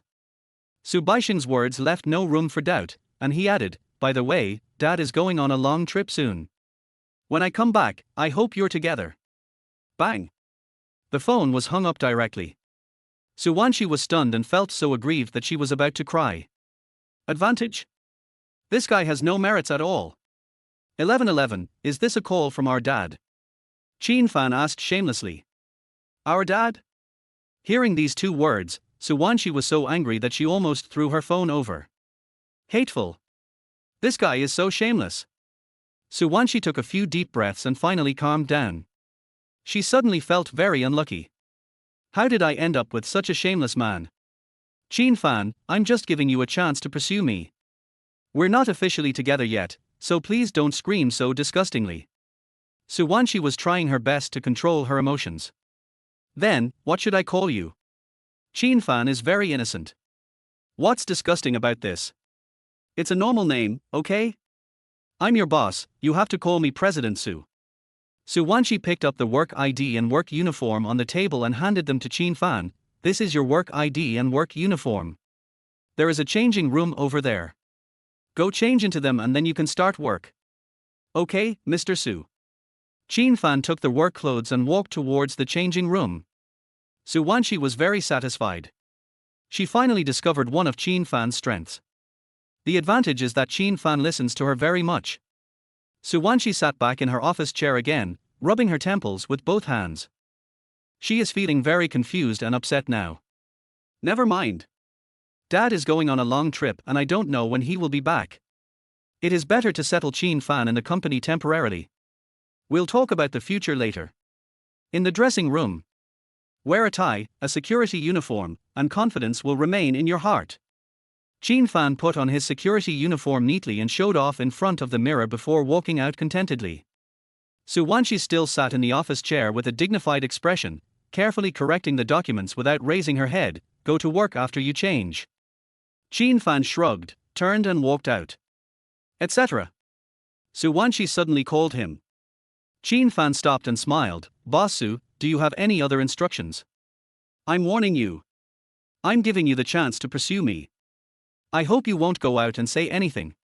Suwanshi put down the documents, her words revealing a sense of strength and dominance. Don't worry, I promise not to say anything nonsense. In order to leave a good impression in front of Suwanshi, why would he say nonsense everywhere? At this moment, Qin Fan felt as humble as a pug. He is a Shura from the dark world, but he still needs to pursue women. If his brothers knew about this, they would definitely give him the middle finger and look down on him. That's good. Suwanshi looked at Qin Fan coldly and waved her hand in annoyance. Okay, it's okay, go to work quickly. Qin Fan stood there without moving, wanting to say something but stopping himself. What? Is there anything else? Su Wanshi raised her eyebrows and became more and more annoyed. Qin Fan walked forward quickly, took out his phone and showed the QR code. Can we add AV? What's Calais doing? Su Wanshi felt instinctively disgusted and annoyed. Let me invite you to watch a movie or have dinner with you. Qin Fan said it as a matter of course. What? Watch a movie and eat? Do you still want to get a room? Su Wanshi was almost laughing out of anger. But on second thought, if I don't even add him on WeChat, will this guy give up and run away? If this guy runs away, how will she explain to her father? Never mind, just add it. Just don't reply to the message then. Su Wanshi took out her cell phone, opened WeChat, and scanned the QR code. Bite. They became WeChat friends. Okay, let's go to work. Su Wanshi put down her phone and continued to correct the thick stack of documents on her desk. Qin Fan was secretly delighted, then turned around and left with satisfaction. When he reached the door, he suddenly stopped. What else do you want? Su Wanshi was so angry that her chest heaved violently. Is this guy ever going to stop? Her voice wasn't very loud, but one could tell she wasn't bored at all. Where is Secretary Shin's office? Qin Fan looked a little embarrassed. He just remembered now that he still had to report to Shin Yufei. Fei. Su Wanshi looked strange. What are you doing in her office? I'm going to report to her office. Qin Fan told the truth. Su Wanshi frowned. Report? Who asked you to report to her office? Secretary Shin. Did Fei ask you to go? Su Wanshi was stunned for a moment. Qin Fan is a security guard. He should report to their security department. Why would he report to Shin Yufei? What does Shin Yufei want to do? Etc. Could it be that Fei has fallen in love with Qin Fan? No. This shouldn't be possible. Su Wanshi's heart was in a mess for a moment. Boom boom boom. There was a rapid knock on the door. Qin Fan was stunned for a moment, then quickly stepped forward and opened the door. Secretary Shin. Standing outside the door was Shin Yufei. Is Shin Yufei going to come and personally take him to work? Huh? Wrong. There seemed to be something wrong with Secretary Shin's expression. Shin Yufei pushed Qin Fan away and reported anxiously, Boss Su, it's bad. There's something wrong with our product. Product? What product? Su Wanshi raised her eyebrows. Dingshin Group covers a wide range of fields, has many subsidiaries and countless products. There's something wrong with our cosmetics. Shin Yufei hurriedly explained, a customer used our cosmetics and developed ulcers on her face. She has now come to our company to ask for an explanation. What? Su Wanshi's expression changed drastically, and she felt a little uneasy. Dingshin Group has just entered the cosmetics field and developed a new cosmetic product. This cosmetic is about to be launched on the market. Therefore, it is still in a promotional trial stage. There are problems with the product now, which will have a great impact on the product launch. It is likely to affect the image of the entire Parksun Group. After 5 years in the business world, Su Wanshi immediately realized the seriousness of the matter. That person also brought reporters with him and they are downstairs in the company. What should we do now? Shin Yufei's face was full of anxiety. And brought reporters. This matter is even more serious. Once this incident is exposed, it may affect the decline of Parksun Group's stock price. Boss Su, I find this a little strange. There should be no problem with our product. Why did something go wrong? Shin Yufei was smart and capable, and she quickly realized that there was something complicated behind this matter. You mean to say that someone wants to frame me? Su Wanshi's expression changed. Yeah, that's what I think. Shin Yufei nodded. Think about it, our products are proven, how could there be a problem at such a critical moment? Okay, now is not the time to dwell on this issue. Instead, we should try to calm the customer down. Su Wanshi rubbed her forehead with a headache, stood up and walked out. Let's go, I want to deal with this matter myself. You're going there in person? Shin Yufei was surprised. She wanted to stop him, but found that Su Wanshi had already walked out of the office. The client was quite aggressive and in an emotionally unstable state. If she gets angry, Su Wanshi might be in danger. Qin Fan, I have a mission for you. Go and protect President Su. Shin Yufei tilted her head to look at Qin Fan, her words filled with unquestionable strength and dominance. No problem. Qin Fan snapped his fingers, turned around and quickly followed. Chapter 9. You're fired. At this time, the entrance of the company was already crowded with people. Kaka. The flashbulbs kept flashing. It is big news that there are problems with Park Sun Group's products. Reporters from various TV stations are scrambling to report on this incident. Where is your person in charge? Tell her to get out here. A fierce beauty, oh no, it should be said that it was an ugly woman, who was yelling and shouting. The woman was very young, in her 20s, dressed fashionably and sexy, and wore a pair of sunglasses. She originally had a beautiful appearance, but she used cosmetics produced by a company under the Park Sun Group, which caused ulcers on her face. Now he looks neither like a human nor like a ghost. This is a huge blow to any woman who loves beauty. She just wants an explanation now. At this time, Suwanshi hurriedly appeared at the door of the company.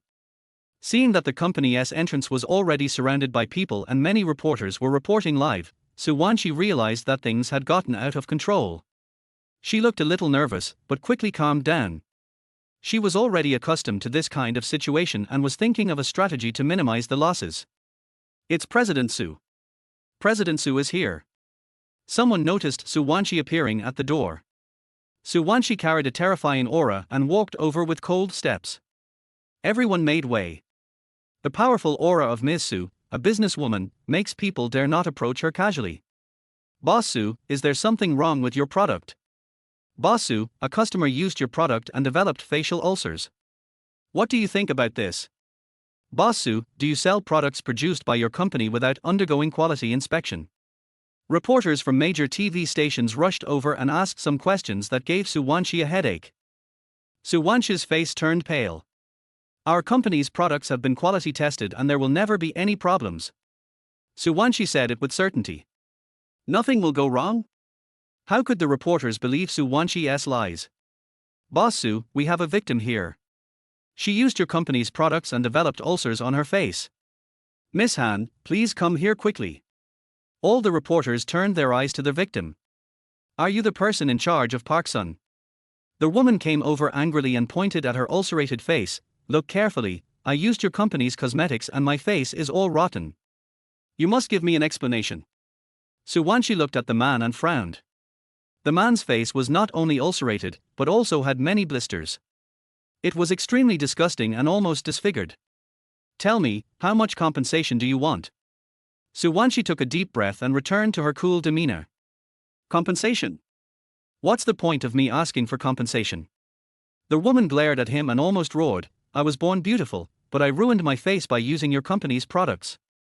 You are ruining my life. 1 million, is that enough? Suwanshi raised a finger. In order to minimize the impact of the incident, she could only settle the matter with compensation. As long as it can be solved with money, that's the best. 1 million. Are you giving alms to beggars? The woman sneered, she was sure to have Suwanshi in her grasp. Suwanshi's face changed, and she gritted her teeth and said, 5 million. 5 million. Wow. Suddenly, their whole audience was in an uproar. Reporters from major TV stations looked stunned. It's worthy of being the Park Sun Group. Such huge compensation is not something that an ordinary company can afford. The woman was slightly moved, but then calmed down and sneered, har har. 5 million is all you need to buy my face. Do you think that's possible? Tell me how much you want, as long as it's not too much. Suwanshi now just wants to resolve this matter as soon as possible. The woman smiled and held up a finger. 10 million? Everyone was shocked. This woman is really asking for too much. Suwanshi was also surprised, but her expression soon eased and she nodded, okay, then 10 million. 10 million? Who said 10 million? The woman sneered and corrected him unhappily, my naturally beautiful face is only worth 10 million? It's worth at least 100 million. What? 100 million? Everyone was a little confused. Many people even thought that this woman was crazy. Even if you sue Park Sun, you can't get 100 million in compensation. 100 million. Suwanshi's face turned very ugly. This is to make her bleed profusely. She is now very sure that there is definitely a mastermind behind this. Forget it. Even though paying her 100 million yuan in compensation would cost her a lot of money, it might still help Park Sun gain a good reputation. Let me ask, which company can pay 100 million in compensation? Suwanshi didn't want to make a big deal out of it. If the incident becomes a big deal, the Group S factories will be sealed off by relevant departments. By then, the plan to enter the cosmetics industry will be completely ruined. Have you thought about it? My time is precious. The woman crossed her arms and looked at Suwanshi with a sneer on her face. Suwanshi hesitated for a long time, gritted her teeth, and was about to agree. Your ugly face is worth 100 million. A very arrogant voice suddenly sounded. Everyone was stunned. Who is talking here? Why are you so arrogant? Suwanshi raised her eyebrows. Why does this voice sound familiar? Hey, please make way. Under Suwanshi's astonished gaze, Qin Fan squeezed through the crowd and walked over. Everyone was confused. Who is this? Huh? This guy is wearing a security uniform. Could he be a security guard at Park Sun? Suwanshi looked at Qin Fan with anger in her eyes. Qin Fan, what are you going to do? Qin Fan raised the corner of his mouth and leaned close to Suwanshi's ear. Leave this matter to me. You're not going to solve the problem, don't mess around. Suwanshi was startled and thought that this guy was very violent. Could he want to beat someone up? If the other person was really beaten up, the matter would be even more serious. What? You don't believe me? Qin Fan showed a confident expression on his face and smiled. 100 million, how long will it take to earn this? Are you really willing to give it to me?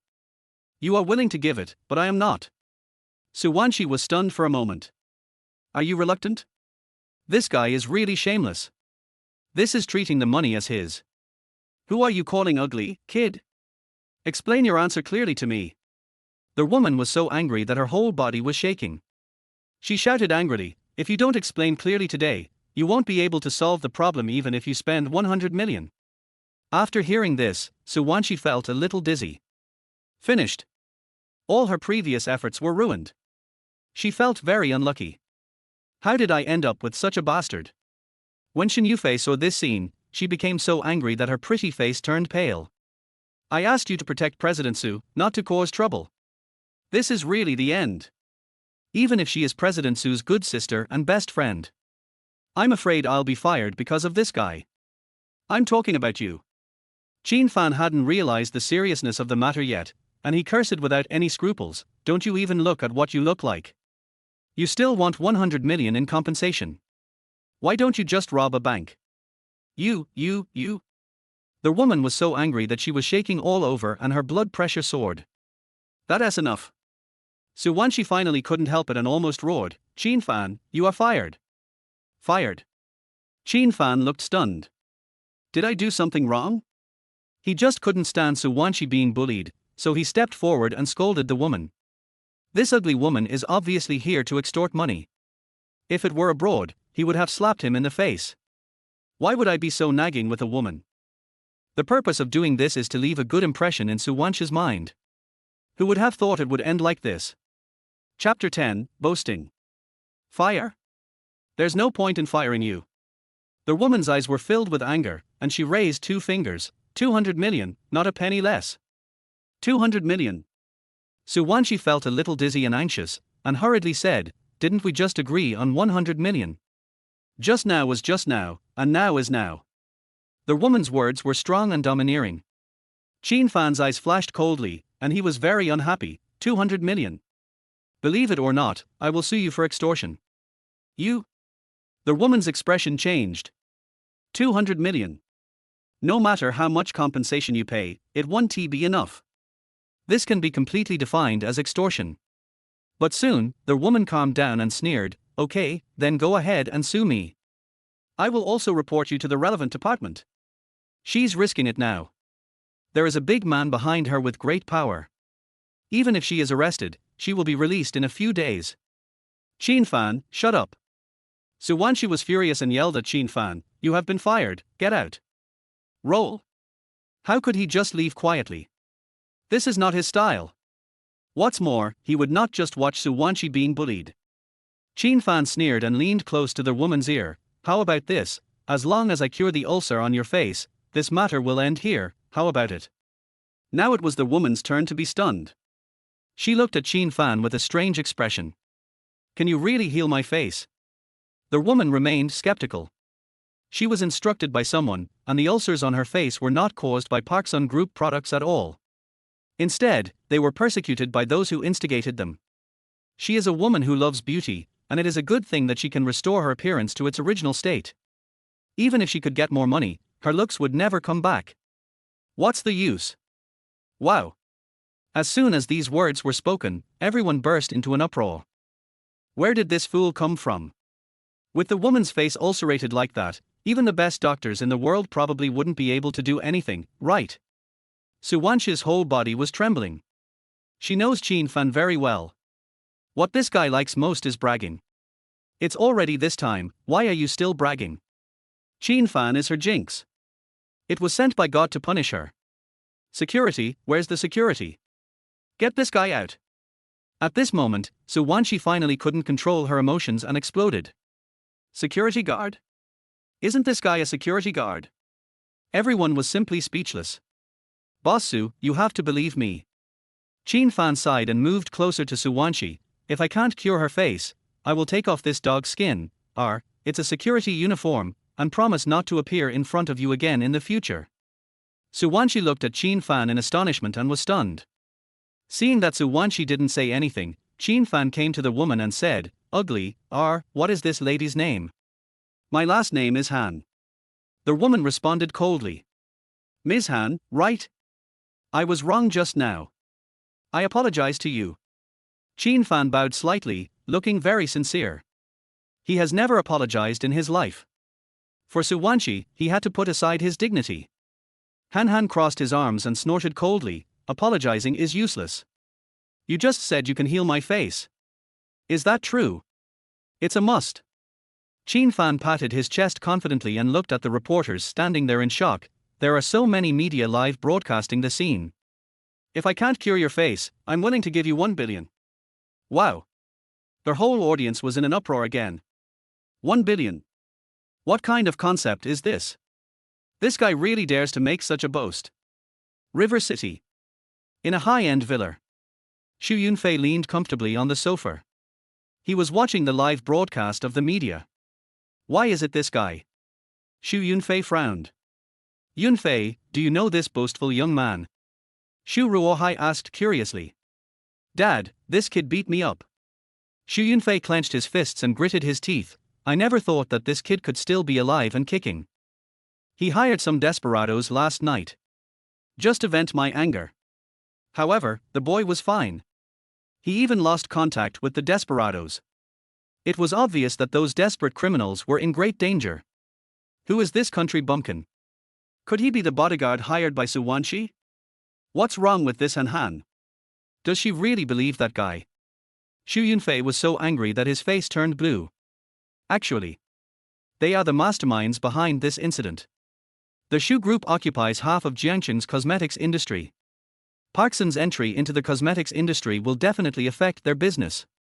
That's why they resorted to this desperate measure. Har, does this kid have that ability? Xu Ruohai seemed very calm.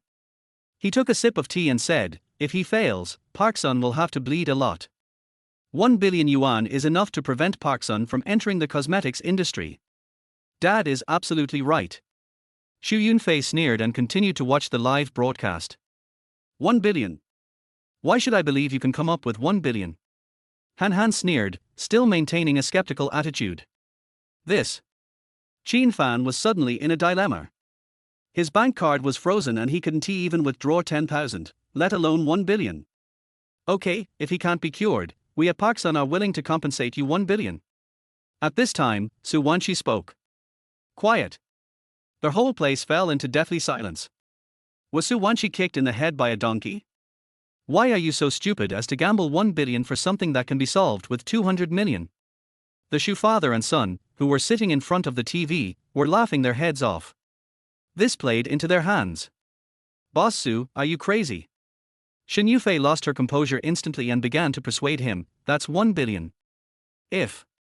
Fei, stop talking. I have my own decision. Suwanshi looked serious, and it didn't seem like she was just talking. Qin Fan was a little surprised. Didn't Suwanshi hate him very much just now? Why did you suddenly change your mind? This doesn't seem to be Suwanshi's style. Could there be a trap here? You know what, Qin Fan guessed it right. This is a pitfall. Suwanshi has her own ideas. 1 billion. Not only can it solve this problem, but it can also drive Qin Fan away. Why not? In this way, she also had an explanation to her father. Okay, it's a deal. Han Han agreed without thinking. If her face could be cured, she would be able to regain her former appearance. Of course, if the disease cannot be cured, she will not suffer any loss.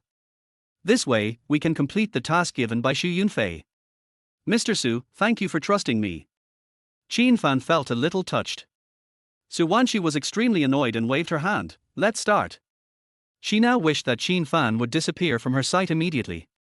Of course, Qin Fan had no idea what Suwanshi was thinking. He rolled up his sleeves, revealing the silver needle on his wrist. Everyone was stunned. Suwanshi and Shen Yufei were also stunned. This guy also carries silver needles with him? Is he a Chinese doctor? Could it be that he really knows medical skills? In an instant, all the cameras are pointed this way. A close-up of the silver needle on Qin Fan's wrist. Ms. Han, are you ready? Qin Fan has already taken out the silver needle. Bring it on. Han Han closed his eyes, feeling a little nervous. Everyone present also became nervous. Qin Fan took a deep breath, picked up the silver needles and inserted them into Han Han's face, then began a series of acupuncture treatments. Whether it is inserting or removing the needle, it is extremely fast. And it's accurate. After 5 minutes, the acupuncture was over. Qin Fan put away the silver needle. Is that it? Everyone looked stunned. That's not right. The ulcer on Han Han's face has healed yet. Are they being fooled? Chapter 11, Averting Danger. Are you kidding me? Han Han immediately became angry. The look in her eyes showed that she wanted to eat Qin Fan alive. Everyone looked disappointed. The so-called miracle did not happen. Shen Yufei came close to Qin Fan and whispered, Qin Fan, what's wrong with you? Are you kidding us? I don't have any. Qin Fan looked innocent and quickly explained, her facial ulcer is quite serious. It cannot be cured by acupuncture alone. Acupuncture can't cure it. Does this mean that Qin Fan cannot be cured? Isn't this just fooling them? Qin Fan, have you had enough of the trouble? Suwanshi's face turned cold and she pointed at the door, if you've had enough trouble, get out. I don't want to see you again. Boss Su, don't forget my 1 billion. Han Han snorted. Suwanshi took a deep breath and calmed her emotions, don't worry, you will definitely be included. Everyone looked stunned. No way. Are you really going to give 1 billion? It has to be said that Suwanshi lost the bet this time. Still a terrible loss. 1 billion. Park Sun suffered heavy losses this time. Huh. Suddenly, Shen Yufei exclaimed in surprise. She pointed at Han Han's face and said in surprise, your face. What happened to my face? Han Han suddenly panicked. Could it be that the ulcer is serious? Hateful. It's all the fault of this stinky security guard. It must be the acupuncture that made the ulcer on her face worse. Everyone looked carefully and exclaimed in surprise. Han Han's face was not only ulcerated, but also had many blisters. Now, the blisters have disappeared. Oh my god, the blisters on her face disappeared. Dizziness, it must be dizziness. What the hell, this is all true. Quick, give her a close-up of her face. In an instant, reporters from major TV stations rushed over. Ka. Various lights are flashing. All cameras gave a close-up of Han Han's face.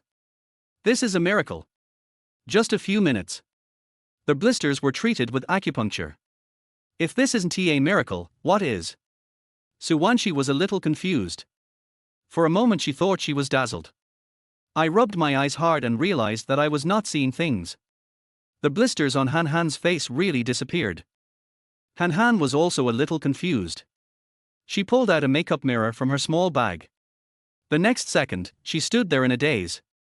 The blisters on her face did disappear. In other words, the acupuncture treatment of that stinky security guard was effective. How did you do that? Shen Yufei's face was full of surprise. Didn't you just see it? Qin Fan shrugged, and looked at Su Wanshi proudly. Boss Su, you should believe me now, right? I didn't expect you to have some skills. After a brief stagnation, Su Wanshi came back to her senses and still had a cold face. Don't be complacent, you only cured the blisters on her face, the ulcer problem is still not solved. I just checked, the ulcers on her face are not caused by cosmetics. Qin Fan's words were shocking. It's not cosmetics? Then what caused it? Yeah, what caused it? In an instant, all the cameras were aimed at Qin Fan. Reporters from major TV stations began asking questions. They had just witnessed Qin Fan's acupuncture method with their own eyes. Of course, I believe Qin Fan is quite capable. Su Wanshi and Shen Yufei couldn't help but look at Qin Fan. Sulfuric acid. Qin Fan uttered two words. Sulfuric acid. It's actually sulfuric acid. When these words were spoken, everyone was dumbfounded. Han Han's eyes were flustered and he felt a little guilty. That's right. Qin Fan is right. The ulcers on her face were indeed caused by sulfuric acid. That is a very special kind of sulfuric acid, and ordinary people cannot tell that it is caused by sulfuric acid. Who is this stinky security guard? Why can you see it at a glance? This also made her believe in Qin Fan's medical skills more. Thump. Han Han suddenly knelt in front of Su Wanshi. This scene made everyone a little confused. What is Han Han doing? Could it be that Qin Fan was really right?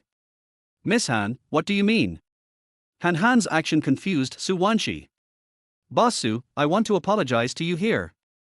Han Han kowtowed several times and hurriedly explained, the ulcer on my face was not caused by your company's products. But, someone threw sulfuric acid on me. She began to stutter. She is now completely different from her previous aggressive and domineering appearance. Wow! As soon as these words came out, everyone burst into an uproar. Sure enough, what the security guard said was right. Etc. Being splashed with sulfuric acid. Who is so cruel as to dare to do this? Asshole! In front of the TV. Xu Yunfei was so angry that he punched the table and cursed, this stinky bitch, is she trying to betray us? Once Han Han tells the truth, the father and son are in big trouble. Xu Ruohai's face was a little gloomy, but he still appeared calm and composed. He took out his cell phone and dialed a number. In order to avoid getting into trouble, the live TV broadcast had to be stopped. Otherwise, the consequences will be disastrous. The TV station cameraman immediately received a call from his leader. All cameras were turned off and the live broadcast was stopped. Boss Su, I am also a victim. Han Han panicked, got scared, and cried sadly, I don't want any compensation, let's just end this, okay? I want to know, who instructed you to do this? Su Wanshi stared at the other person sharply. I can't say. Han Han was so scared that he started to kowtow, and his head was broken and bleeding. Once she reveals the mastermind behind the scenes, she will be dead soon. Okay, stop knocking. I won't ask any more questions. Su Wanshi felt a little bit sorry for him, so she raised her hand and helped Han Han up. In fact, she already had the answer in her heart. Who else could have done this except a business competitor?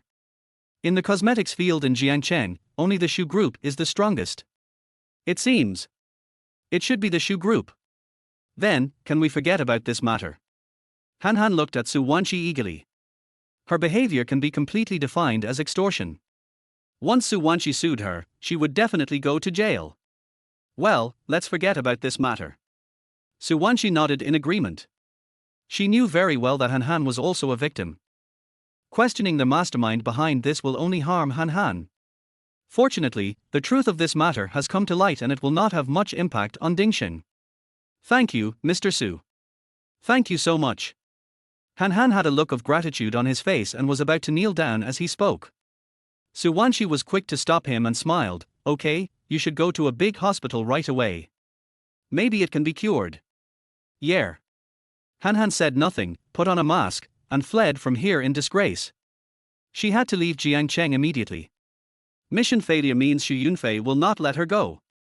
Once caught by Xu Yunfei, he would be unable to live or die. As Han Han left, reporters from major TV stations also left one after another. What? Don't you have to go to work? Why don't you go back to work? Su Wanshi looked at the company employees who were still watching with a cold face. Crash. All those employees ran away quickly. Qin Fan, I didn't expect you to know acupuncture. Shen Yufei looked at Qin Fan with curiosity. She felt that Qin Fan was becoming more and more pleasing to her eyes. It's okay. Qin Fan smiled modestly. He came in front of Su Wanshi and grinned. Boss Su, are you still going to fire me now? Su Wanshi looked a little unnatural. She seemed to have wronged Qin Fan. Snort. She won't admit her mistake. Once you admit your mistake, this man might even go further. In fact, she was a little disappointed. The disappointment of not being able to drive Qin Fan away. Su Wanshi glared at him and shouted, "Go to work." After saying that, she walked quickly into the company. Qin Fan was stunned for a moment. He helped Su Wanshi a lot, so why didn't he just say thank you? Why is he so angry? Etc. Su Wanshi asked him to go to work? Isn't that the same as not being fired? Women, they really say one thing and mean another. Chapter 12. Keep your mouth clean.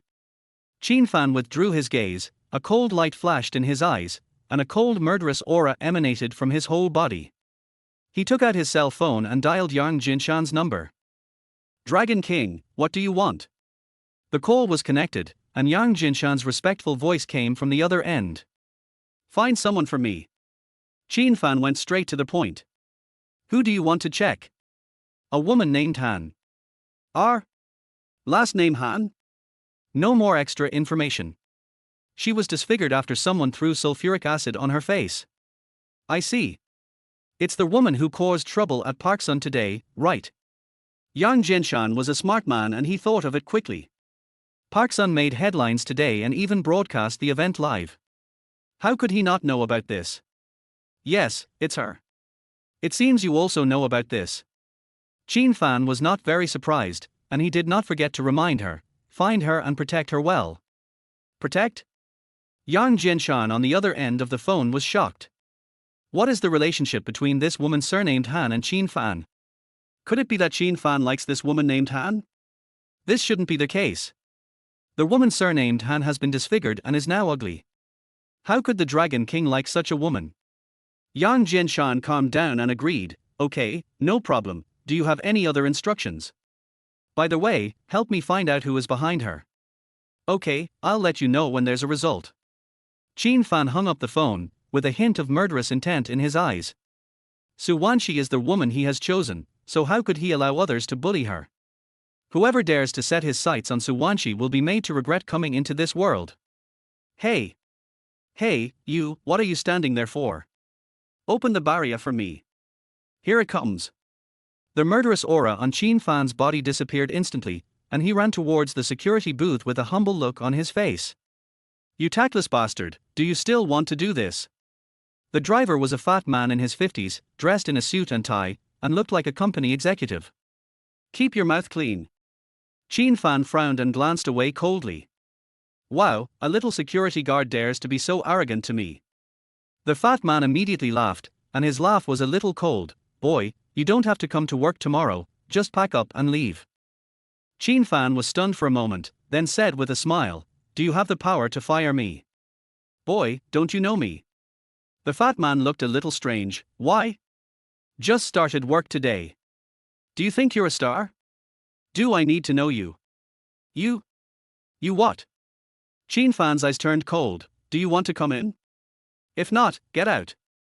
What the hell? The fat man was a little confused. This guy is still so arrogant in front of him? Do you really not know him, or are you pretending not to know him? Okay, very good, kid, I'll remember you. After a brief daze, the fat man came to his senses, stepped on the accelerator, started the car and drove away. Qin Fan simply raised his middle finger. Want him to pack up and leave? Is it possible? Do you have that ability? Qin Fan didn't take this matter to heart at all. He leaned back in a chair in the security booth, put his feet on the table, and began to sleep soundly. President's office. Fei Fei, do you think I was too harsh on Qin Fan? Su Wanshi sat upright in her office chair, with no intention of reviewing documents at all. If it weren't for Qin Fan, Park Sun would have suffered heavy losses in this incident. In fact, she owed Qin Fan a favor. She even yelled at Qin Fan, which was a bit unreasonable. Shen Yufei hesitated for a moment, then nodded seriously. Well, it's indeed a bit too much. Really? Su Wanxi's beautiful face showed a bitter smile and sighed. What should I do now? I can't go and apologize to him, right? She is the executive president of Park Sun and a powerful businesswoman in Jiangcheng. How could she go and apologize to a small security guard? If this matter gets out, will I still be able to stay in business? Apologize? I don't think that's necessary. Shen Yufei shook her head, looked at Su Wanxi meaningfully, and smiled faintly. Boss Su, you are not really interested in Qin Fan, are you? I don't have any. Su Wanxi's face changed and she quickly denied it. Really? Shen Yufei smiled. Fei, do you want to be beaten? Su Wanxi glared at him and explained unhappily, that guy is sloppy and likes to brag. How could I like him? Boss Su, you seem a little guilty. How can I have that? Su Wanxi looked a little unnatural. After all, she was not an ordinary person, and she quickly returned to her usual cold and aloof self. Really? Shen Yufei was skeptical and chuckled. Boss Su, that guy does have many shortcomings, but at least he has some advantages, right? Advantage? What good could that guy have? Acupuncture? Apart from this, she really couldn't think of any other advantages Qin Fan had. Okay, Mr. Su, stop imagining this. Shen Yufei rarely saw Su Wanxi like this, so she said with a smile, Qin Fan won't care about these things, let's talk about what happened today. Mentioning this, Su Wanxi's face became more serious. Do you have any ideas? They are good friends and when they encounter difficult problems, they will discuss solutions together. In my opinion, the mastermind behind this incident should be the Shu Group. Shen Yufei looked serious, and after a moment of hesitation, she expressed her opinion, they must be doing this to curb our development in the cosmetics industry. Oh? You also suspect it's the Shu Group? Su Wanxi was a little surprised, and then smiled bitterly. We don't have any evidence either. If we had evidence, we might be able to bring down the Shu father and son. Evidence? Isn't that disfigured woman the evidence? Alas, that woman is also a victim. Su Wanxi rubbed her forehead with a headache and sighed. If she tells the truth, Shu's father and son will definitely not let her go. Boss Su, you are still too soft-hearted. Shen Yufei didn't know whether to laugh or cry, and said seriously, they use despicable means. If we do nothing, we will be very passive. So what do you think should happen? Su Wanxi is a smart person, and Shen Yufei must have already thought of a solution. It's very simple. Find that woman and let her testify against Shu's father and son. This doesn't seem good, does it? Boss Su, you have been in the business world for so many years, don't you know the rules of the business world? Su Wanxi was silent for a long time. She certainly knows the rules of the business world. The so-called rules are that there are no rules and you have to use any means necessary. Only in this way can you go further in the business world. Okay, then find that woman. Su Wanxi thought about it for a while and finally agreed to this decision. If the Shu father and son are not brought down, Park Sun will certainly be targeted and suppressed in the cosmetics industry. Good. Shen Yufei nodded and hesitated for a moment. How about, I ask Uncle Tai to check this matter. Uncle Tai? Uncle Tai, the famous person on Jiangcheng Street. Rumor has it that Uncle Tai is very powerful and almost no one dares to provoke him. He is a big shot who is involved in both black and white affairs. Especially Uncle Tai also has a powerful intelligence network. As long as you are in Jiangcheng, we will definitely find you within 3 days. However, the remuneration that Uncle Tai requires is also quite a lot. Beep. Just then, the phone on the desk rang. Su Wanxi thought it was an assistant calling, so she answered the call without thinking too much. Hello, is this Ms. Su Wanxi? As soon as the call was connected, an old man's deep voice came from the other end. I am. May I ask who you are? Su Wanxi was a little puzzled. She thought it was the company assistant calling. Why is there an old man on the other end of the phone? Chapter 13 Jiangcheng Taishu. My friends on the street call me Uncle Tai. The old man on the other end of the phone responded. Uncle Tai? Oh my God. As soon as I mentioned Uncle Tai, he called me. Isn't this too much of a coincidence? Also, why did Uncle Tai call her? Uncle Tai, what do you want to talk to me about? Suwanshi looked a little unnatural, but her voice was as cold as ever. Uncle Tai? Shen Yufei's beautiful eyes suddenly widened in surprise. Han Han is in my hands. I want her to help you, Bai Shen, testify. Come to the northern suburbs at 10 o'clock tonight with 2 million. Remember, I want cash. Also, you can only bring one person. Bang. Uncle Tai hung up the phone directly without giving Suwanshi any chance to refute. Suwanshi was stunned for a moment. Han Han. That disfigured woman is actually in Uncle Tai's hands. Boss Su, is this Uncle Tai calling? Shen Yufei looked strange. Why did he call you? He said that the disfigured woman was in his hands. Suwanshi told Shen Yufei the content of the call. Hearing this, Shen Yufei fell into deep thought. This Uncle Tai is really well connected. He even anticipated that they wanted to get the disfigured woman to testify. It seems that Uncle Tai wants money. In my opinion, Uncle Tai wants money, but... At this point, Shen Yufei paused, a little worried. If he really wants money, it must be more than just 2 million. Yeah, I think so too. Suwanshi was very smart and had guessed something long ago. She sneered, he must have other purposes. Purpose? What purpose could he have? For a moment, Suwanshi and the others fell into deep thought. The entire president's office fell into deathly silence. After thinking for a long time, Suwanshi looked up at Shen Yufei. Fei, go and prepare 2 million in cash now. Mr. Su, you're not really going to go, are you? Shen Yufei was surprised and worried. It's in the wilderness there. If Uncle Tai has any idea about you, after all, you. The words were not finished, but the meaning was self-evident. It doesn't matter. I will meet him at that time, and you hide in the dark. If anything goes wrong, call the police immediately. Suwanshi has already thought of a countermeasure. Okay.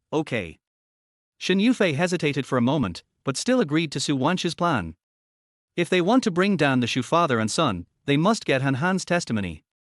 What happened today made the headlines in Jiangcheng News and was quite a big deal.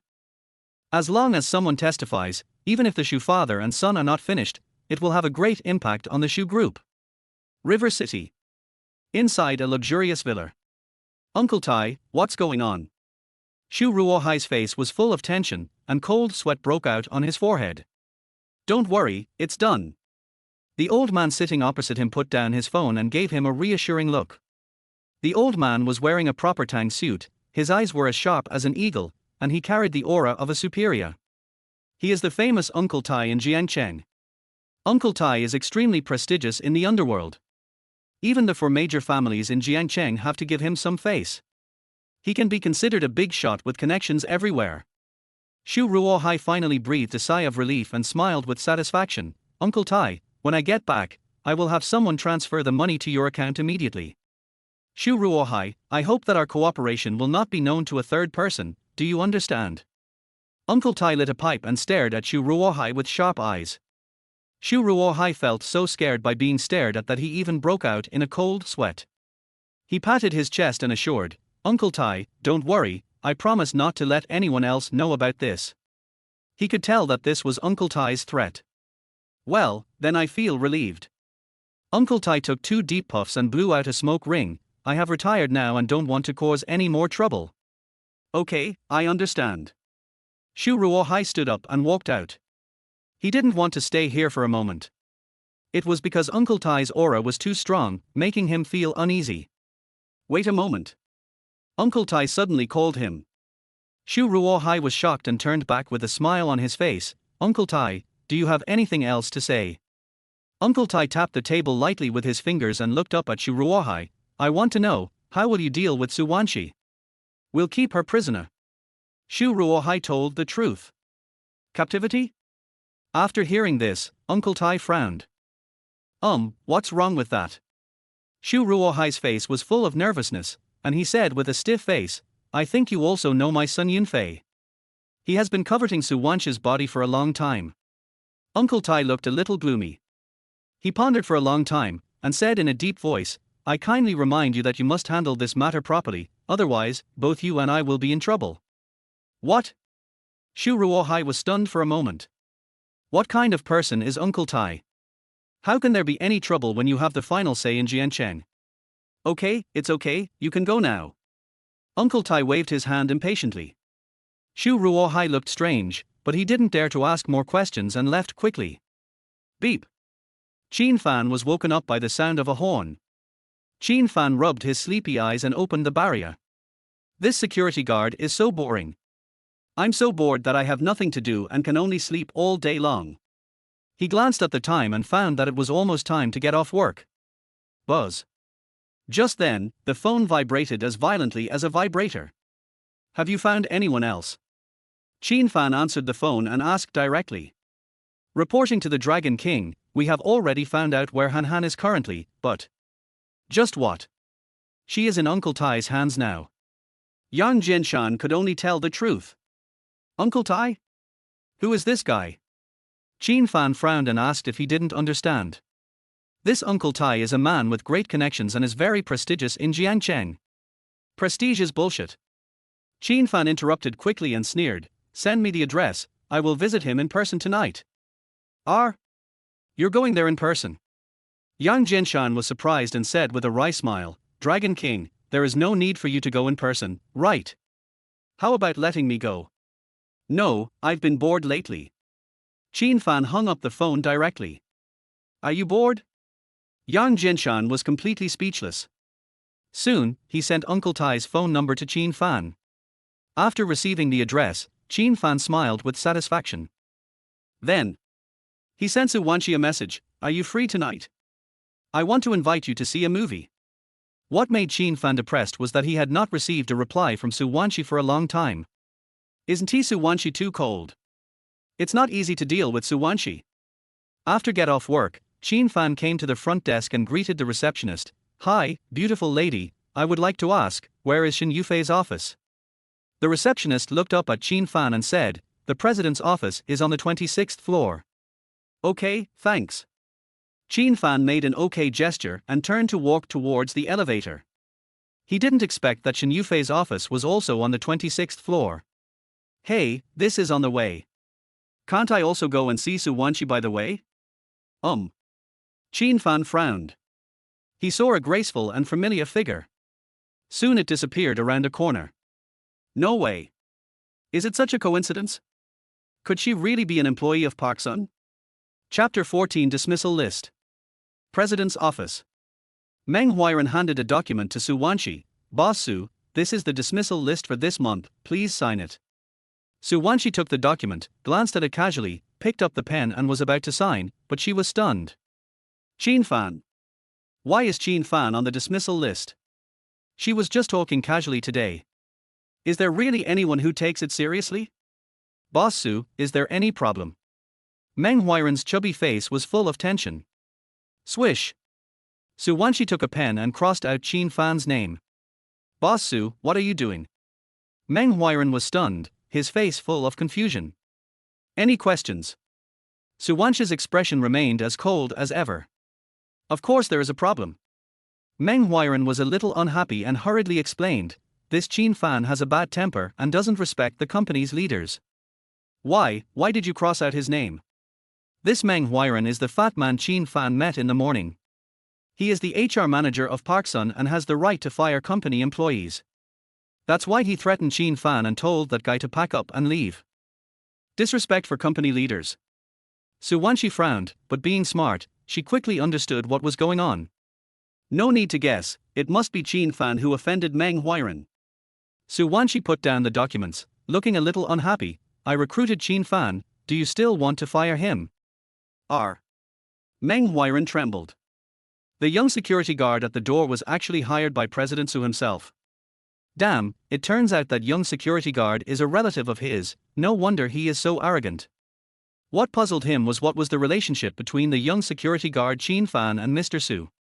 After a brief stagnation, Meng Huairan came back to his senses and smiled. Since it was you, President Su, who hired him personally, how dare I fire him?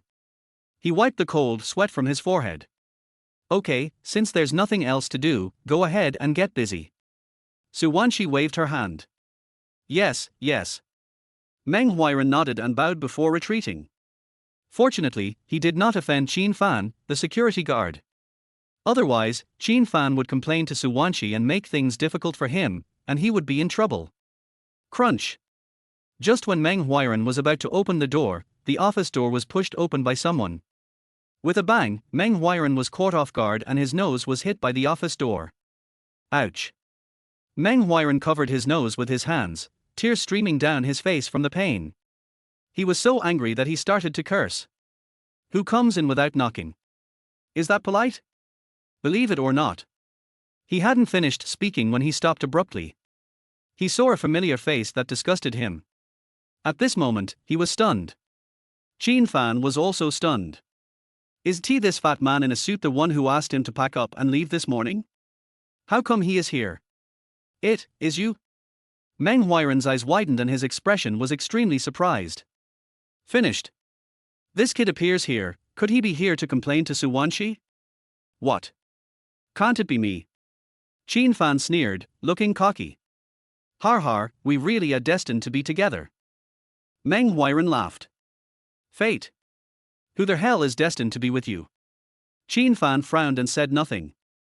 Meng Huiran was not an ordinary person after all, so he quickly calmed down and smiled. Your name is Qin Fan, right? I was in a bad mood this morning and offended you. Please don't hold it against me. How about I apologize to you? As he spoke, he bowed in a formal manner, looking very sincere. Qin Fan was a little confused. Is this guy okay? I was still very cool this morning. Why are you suddenly apologizing to him? Qin Fan frowned and waved his hand indifferently. It's okay, I don't take such a small matter to heart. That's good, that's good. Meng Huiran breathed a sigh of relief. This guy must have a close relationship with President Su since he could enter President Su's office without knocking. Fortunately, Qin Fan didn't care about this matter. Is your nose okay? Qin Fan frowned. He saw that Meng Huiran's nose was bleeding and a little red and swollen.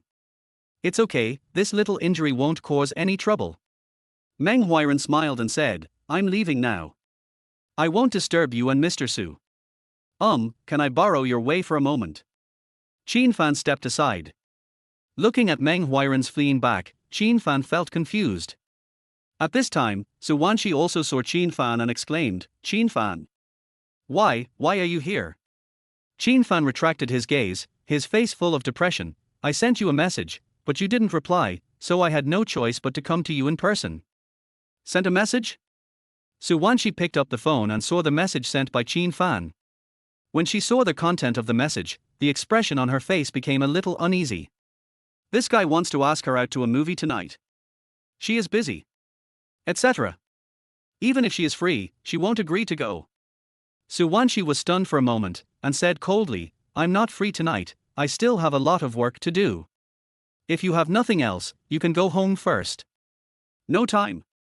Qin Fan looked disappointed. He thought about it and grinned, how about tomorrow night? I'm not free tomorrow night either. The day after tomorrow. I'm not free the day after tomorrow either. The corners of Qin Fan's mouth twitched twice. Su Wanshi showed that she would not give him a chance. No.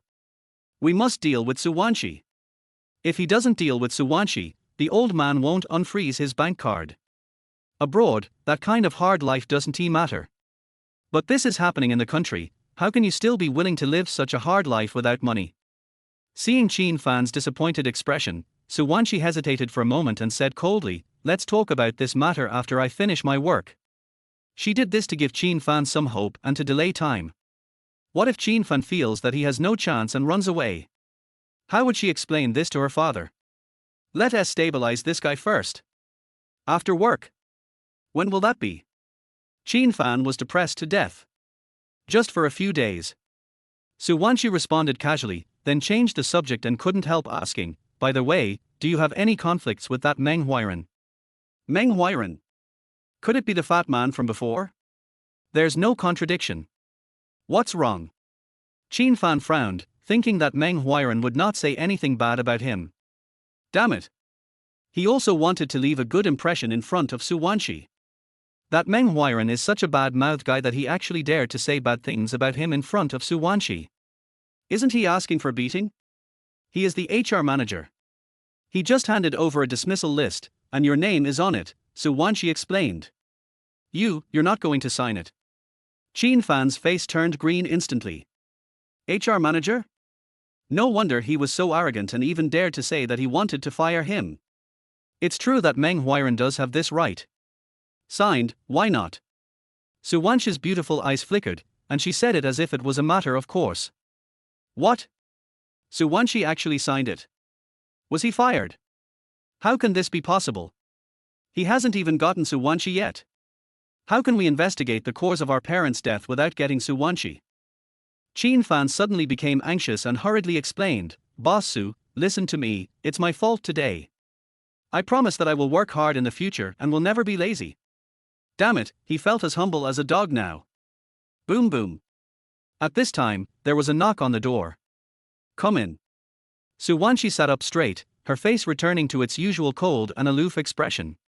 Shen Yufei pushed the door open and walked in, holding a password box in her hand. Boss Su, 2 million cash is ready. Qin Fan.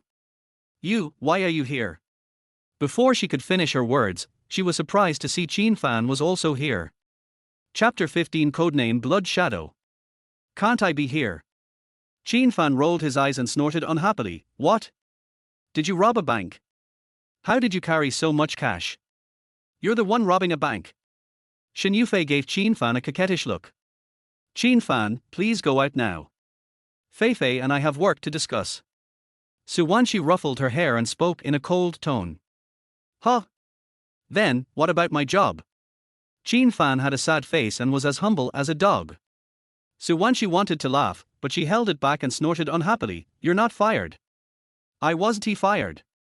Qin Fan was stunned, with a strange look on his face. So, I can still come to work tomorrow. Isn't this nonsense?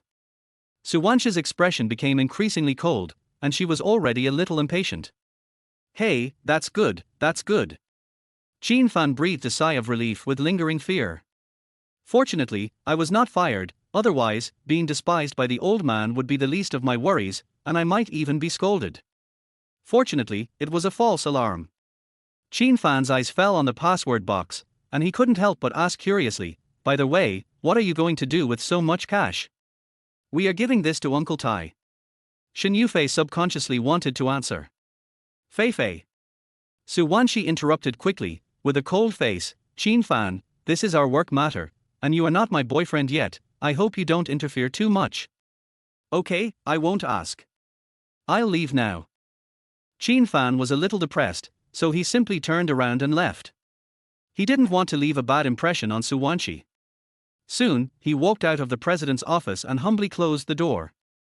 Uncle Tai? Why does the Uncle Tai that Shen Yufei just mentioned sound a little familiar? Etc. What the hell?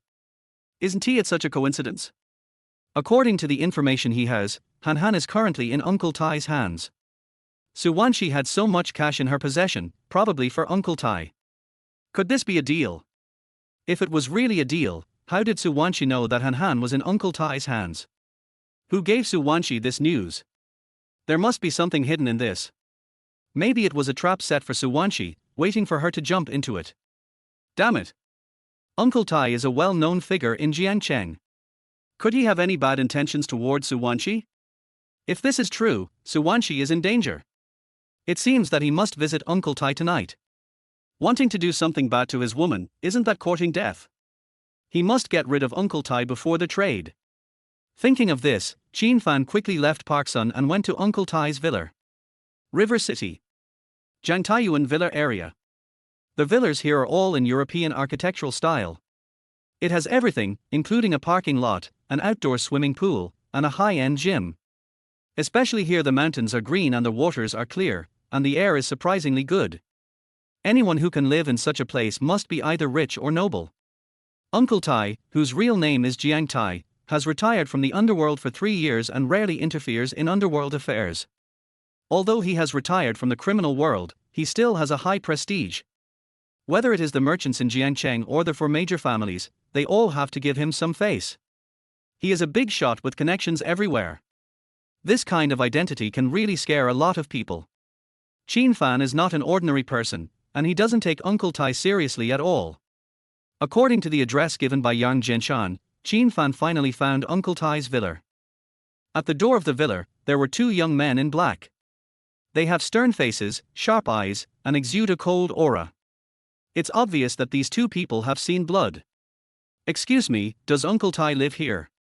Qin Fan had a cigarette dangling from the corner of his mouth and looked very lazy. He still wanted to confirm it again. "Who are you?" The two young men's eyes turned cold and they became more alert. Qin Fan hurriedly explained, "I am Uncle Tai's client, and I came here tonight to get some information." "Client? Why haven't I seen you before?" The two young men looked at each other and said coldly, "I'm sorry, Uncle Tai has already gone to bed. Please come back tomorrow." "Have you taken a break? What time is it now? Taking a break so soon?" However, Qin Fan is now certain that this is indeed the villa where Uncle Tai lives. "Hey, kid, didn't you hear me? Come back tomorrow." Seeing Qin Fan still standing there in a daze, one of the young men shouted coldly. Qin Fan's eyes turned cold, and he flicked his fingers. The cigarette hit one of them like a meteor. R. The man screamed and fell backwards. The remaining young man trembled and his eyes widened.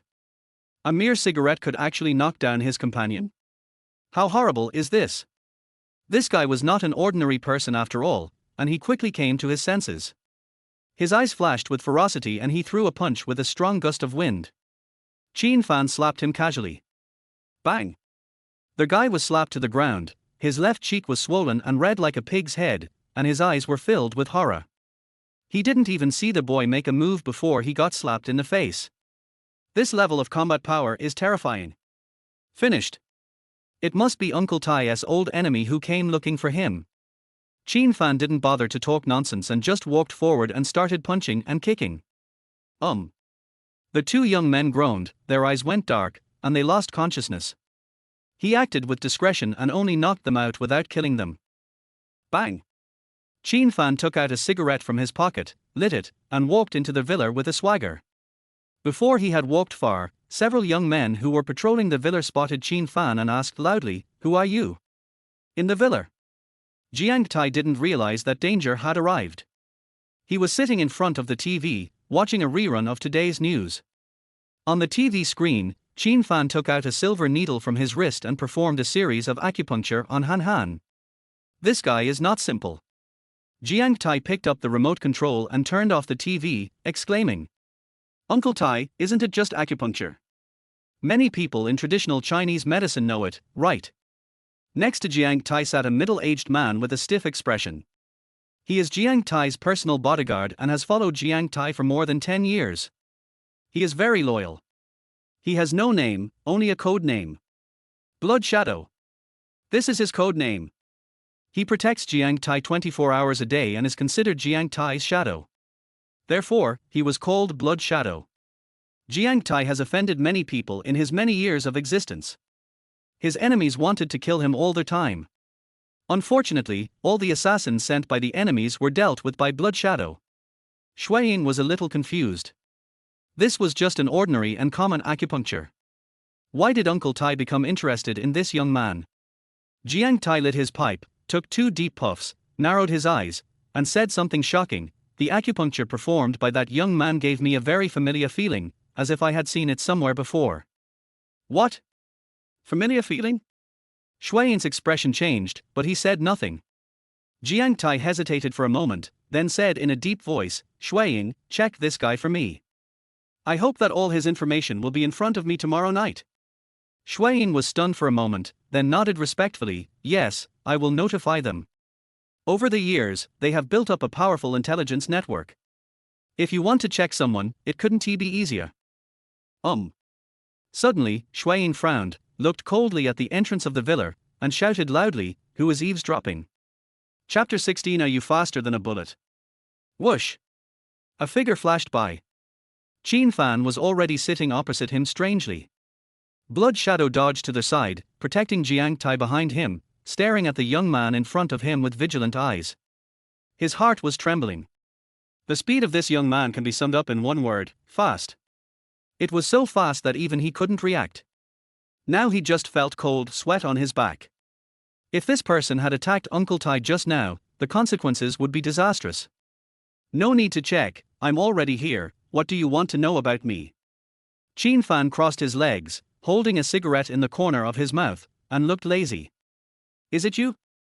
Looking at Qin Fan, who was smiling faintly in front of him, Jiang Tai's heart sank suddenly. There were many bodyguards outside his villa, but this guy was able to appear here quietly. Obviously, this person is quite extraordinary. Qin Fan flicked the ash off his cigarette and raised his eyelids. I'm in a hurry, hurry up and ask whatever you want to ask. Presumptuous. Shui Ying raised his eyebrows and was as angry as a lion. Over the years, no one has ever dared to speak to Uncle Tai like this to his face. This kid is simply looking for death. Qin Fan glanced at him and said, Who are you?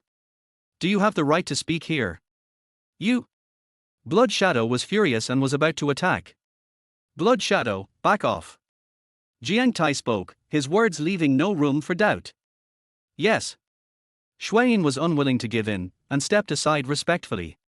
He stared at Qin Fan with vigilance and ferocity. Uncle Tai must not be put in any danger. As long as this kid makes any move, he will take action immediately and kill him. Qin Fan ignored the Blood Shadow at all and looked at the old man in front of him with interest. The rumored Uncle Tai looks kind, not as ferocious as imagined. Jiang Tai was a man who had experienced many ups and downs, so he quickly calmed down and praised him. Young man, you are very skilled. Why are you interested in coming to my place? Qin Fan was stunned. Is Uncle Tai trying to recruit him? Are you qualified? Qin Fan sneered, his words full of contempt and amusement. Jiang Tai's face froze. Boy, you're looking for death. Shui Ying could no longer hold his temper, and suddenly he flashed and punched Qin Fan in the face. Qin Fan's eyes turned cold, and he raised his hand and grabbed Blood Shadow's fist. You? Blood Shadow was shocked. He wanted to retract his fist, but Qin Fan held it tightly and he couldn't retract it at all. Qin Fan exerted a little force on his hands. Click! With a sound of breaking bones, Blood Shadow's wrist was broken. Shui Ying was a man of character. Even though his wrist was broken, he didn't scream, but just made a muffled sound. Hey, didn't I just say this? You have no right to speak here, why are you looking for trouble? Qin Fan shook his head and sighed, his face full of disappointment. You? Jiang Tai was shocked, with horror in his eyes. He knew Blood Shadow's strength best. Over the years, countless assassins have tried to assassinate him. Those killers were all well-known killers on the blacklist, but they were still dealt with by Blood Shadow. However, Blood Shadow was killed instantly in front of this young man. What kind of terrifying power does this young man have? Blood Shadow, please step back. Jiang Tai sighed dejectedly, and he seemed to have aged by dozens of years. Shui Ying was quite unwilling, but he still stepped aside silently. He knew very well that if this person wanted to kill Uncle Tai, he might not be able to stop him even if he tried his best. Jiang Tai took a deep breath and stared at Qin Fan. Tell me how much money others gave you. I am willing to pay double. I just hope you can spare Jiang's life. Do you think others are qualified to invite me? Qin Fan sneered, took a puff of cigarette, and said lightly, I'm in a hurry, let me ask you, where is Han Han? Han Han? Jiang Tai was stunned, with a strange look on his face. He didn't expect that this person came for Han Han. Who is this guy to Han Han? Wrong. This guy works as a security guard at Park Sun and is most likely Su Wanxi's personal bodyguard. This late-night visit might have been instructed by Su Wanxi. Qin Fan got angry instantly and shouted, Old man, I'm talking to you, do you hear me? Jiang Tai's face suddenly froze. He has been around for so many years, and no one has ever dared to call him old guy. The red line in his heart was completely touched by this guy. Jiang Tai suppressed his anger and said in a deep voice, Han Han is not in Jiang's hands. It's not in your hands. Are you kidding me? Qin Fan's eyes flashed with coldness, and he said in a cold voice, It seems that you won't tell me unless I give you some pain. As he spoke, he took out a silver needle from his wrist and grinned, I have a way of torturing people. As long as I prick them lightly with this silver needle, they will be worse off than dead. Uncle Tai, do you want to try it? You dare. Blood Shadow dodged to the side and protected Jiang Tai behind him. Even if he died, he would not let anything happen to Uncle Tai. Qin Fan glanced at Shui Ying and sneered, Why? Don't you want the other wrist anymore? Shuang didn't say a word, he was already prepared to die. Blood Shadow, you are no match for him, retreat. But. Back off. Yes. Shuang glared at Qin Fan fiercely and could only reluctantly step aside again. Jiang Tai slowly lit a pipe, took 2 deep puffs, and sneered. Young man, I have to admire your courage. Although I, Jiang Tai, have retired from the underworld, I am not a soft persimmon that can be bullied by anyone. If you dare to touch me, I, Jiang Tai, guarantee that you will not be able to leave this villa tonight. Deng deng deng. As soon as the words were spoken, a chaotic sound of footsteps was heard. Qin Fan frowned and looked around coldly, only to see that the outside of the villa was surrounded by young men in black holding knives. Those young men in black holding knives all had stern faces and cold auras. They were obviously masters who had seen blood. The next second, a red dot appeared on Qin Fan's forehead. Obviously, he was targeted by a sniper. As long as Jiang Tai gives the order to kill, he will be shot to death on the spot. I admit that you are better than me, but can you be faster than a bullet? Shuang endured the severe pain, his face remained as grim as ever, and he sneered, as long as you kneel down and kowtow to Uncle Tai and admit your mistake, maybe we will spare your life. I said, you have no right to speak here. Qin Fan glanced at the bloody shadow with cold eyes, exuding a cold murderous intent. Do you want to die? Just a simple word, but it carries endless murderous intent. Shuang's whole body stiffened. He saw that Qin Fan's eyes were very cold, so cold that it made his heart palpitate. He had never seen such a terrifying look. Jiang Tai's face was gloomy, and he said with murderous intent, young man, I advise you to be honest now. Har har, you think you can scare me with a broken sniper rifle? Qin Fan sneered, completely ignoring the red dot on his forehead where the sniper rifle was aiming, and smoked his cigarette. I'll give you 5 minutes, I need to see Han Han, otherwise. At the end of the words, the threat was self-evident.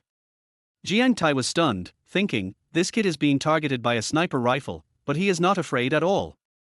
Where does the courage come from? Har har har, Uncle Tai from Jiangcheng is still as majestic as he was in the past.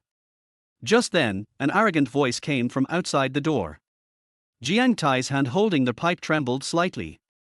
This sound. Chapter 17. Take care of your health. Har har, it's quite lively here. Yang Jinshan swaggered into the living room of the villa. The young men in black outside the villa had beads of sweat on their faces and did not dare to stop them at all. Around them, hundreds of young men in camouflage uniforms were pointing rifles at their heads. Who dares to stop it? Whoever obstructs will be killed on the spot. Yang Jinshan had heard about Qin Fan's temper and was really worried that Qin Fan would do something wrong. What he feared most was that something unexpected would happen to Qin Fan. If anything happens to Qin Fan, he will lose his head. Walking into the villa, Yang Jinshan immediately noticed Qin Fan sitting on the sofa. Call. He breathed a sigh of relief with lingering fear. Fortunately, Qin Fan did not do anything rash and nothing happened. Qin Fan frowned and glanced at Yang Jinshan coldly. He was also very puzzled. Why did Yang Jinshan come?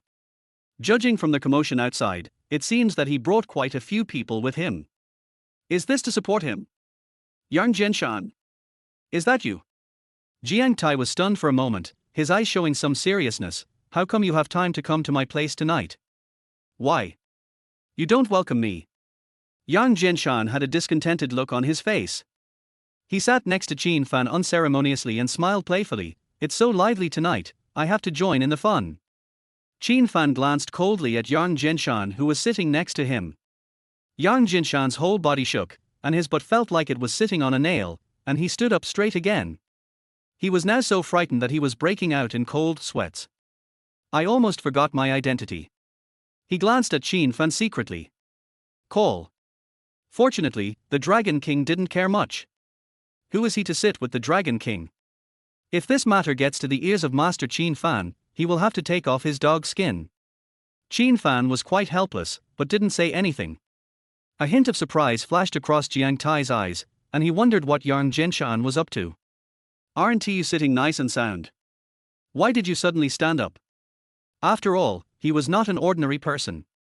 He quickly calmed down and said in a deep voice, Yang Jinshan, I don't think we have provoked you. What do you mean? I'm so bored tonight that I just want to come to your villa for a visit. Do you have any objection? Yang Jinshan grinned. He still remembered Qin Fan's instructions. Qin Fan's identity cannot be revealed. Therefore, he could only use such a ridiculous reason. Too boring. Come to his villa? Also asked me if I had any opinions. I am so. Jiang Tai was so angry that his blood pressure rose sharply, and then he started coughing violently. Uncle Tai, please take care of your health.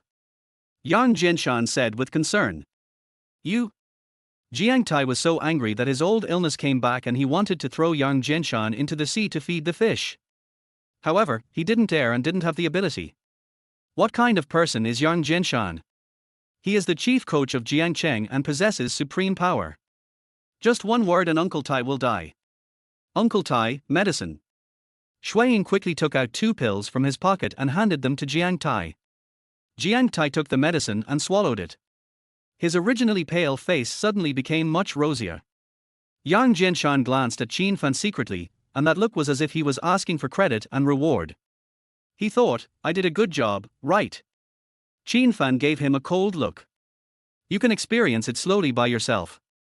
Yang Jinshan was so frightened that he trembled all over and said to himself, it's too stuffy here, I'd better go out and get some fresh air. After saying that, he quickly left the villa. What is Yang Jinshan going to do tonight? Why are you leaving now? Are you really here to take a look? However, Yang Jinshan's next words scared Jiang Tai so much. Dragon Guard, listen to my orders. Exist. Whoever dares to move will be killed. Yes. A series of powerful and loud voices rang out. This simple conversation almost frightened Jiang Tai to death. He was not a fool, so he could naturally hear that Yang Jinshan was trying to intimidate him. Strange, it seems like he didn't provoke Yang Jinshan. Etc. Is it because? Thinking of this possibility, Jiang Tai looked up at Qin Fan, who had a lazy look on his face. No wonder Qin Fan is so confident, it turns out he has Yang Jinshan's support. Who exactly is this Qin Fan? What is the relationship with Yang Jinshan? At this moment, Jiang Tai became more and more curious about Qin Fan's identity. Beep. Just then, Qin Fan received a message on his mobile phone. The message was sent by Yang Jinshan. The content of the message was that Yang Jinshan had found Han Han. Qin Fan was a little stunned, thinking that Yang Jinshan was very quick and found Han Han so quickly. Little did he know that Yang Jinshan put all his effort into his work just hoping that Qin Fan would not mess around. Uncle Tai has a high prestige in the entire Jiangcheng and holds a very important position. If we kill him, it will probably cause chaos in the entire Jiangcheng. Who are you? Jiang Tai stared at Qin Fan's eyes, trying to get the answer from him. It's a pity that Qin Fan's expression was indifferent and his eyes were lazy, and nothing could be seen. Qin Fan glanced at Jiang Tai. Uncle Tai has a high status in Jiangcheng, so he might be of use to him someday. Forget it, I'll spare his life today. Don't worry about who I am. Qin Fan put out his cigarette and raised his eyelids. I won't bother with you about Han Han's affairs. Let me ask you, do you know Su Wanxi? Su Wanxi? The executive president of Park Sun Group, a well-known female leader in Jiangcheng's business world, who doesn't he know her? Of course Jiang knows him. Why are you asking this? How did Su Wanxi know that Han Han was in your hands? Qin Fan asked directly, and then said, Su Wanxi prepared 2 million in cash. Did you ask her to do this? How do you know this? Jiang Tai's heart shuddered suddenly and he was shocked. Answer me. Qin Fan's eyes turned cold, and his words revealed an unquestionable arrogance. Jiang Tai's face changed, and he quickly explained, I am not the planner of this matter. I just made a call to Su Wanxi on behalf of someone else. Who entrusted you with this? This. Jiang Tai hesitated. If this were to be told, would his Uncle Tai still be able to stay in Jiangcheng? A person like him would never betray his friends and employers. He is honest. Explain. Qin Fan suddenly stood up, exuding a cold, murderous intent. Shuiyin's expression changed and he quickly stepped forward to stand in front of Qin Fan. Roll. Qin Fan instantly became angry and slapped him. Blood Shadow raised his hand to block. Bang. Unexpectedly, Qin Fan's slap was so powerful that it sent him flying and he landed heavily on the glass table. The glass table was smashed to pieces, with glass fragments scattered all over the floor. Shuayin struggled to get up and wanted to continue, but his whole body froze. He looked down and saw that his body was covered with red dots where sniper rifles were aiming at him. There are at least a dozen. This frightened him so much that he broke out in a cold sweat and dared not act rashly again. It was obvious that he had been targeted by the sniper outside. As long as the sniper opens fire, he will definitely be turned into a hornet's nest. Oh my, why did they start fighting? At this time, Yang Jinshan walked in from outside the villa and said coldly, "Your name is Shuayin, right? If you dare to move again, you will become a corpse in the next second." You? Shuayin was so angry that his face turned ferocious, but he still didn't dare to move. Yang Jinshan came to Qin Fan and said respectfully, Are you okay? This scene made Jiang Tai's heart skip a beat and he was completely shocked. Chapter 18. It's worth taking some risks. Quiet. Deathly silence. Jiang Tai's eyes widened and an expression of disbelief appeared on his face. What is the origin of this Qin Fan? Yang Jinshan is the commander-in-chief of Jiangcheng and possesses supreme power. How could he be so humble in front of Qin Fan? Blood Shadow was also trembling violently, with beads of sweat the size of beans appearing on his forehead. How could a person who even Commander Yang Jinshan has to treat with respect be an ordinary person? After a brief shock, Jiang Tai gradually came to his senses and asked with a smile, Yang. Commander Yang, what is the relationship between you and Mr. Qin Fan? He is. Yang Jinshan was about to reveal Qin Fan's identity, but suddenly remembered what Qin Fan had told him, and immediately changed his words, Don't worry about who he is. In short, you should answer whatever he asks. He breathed a sigh of relief. Fortunately, he changed his words quickly.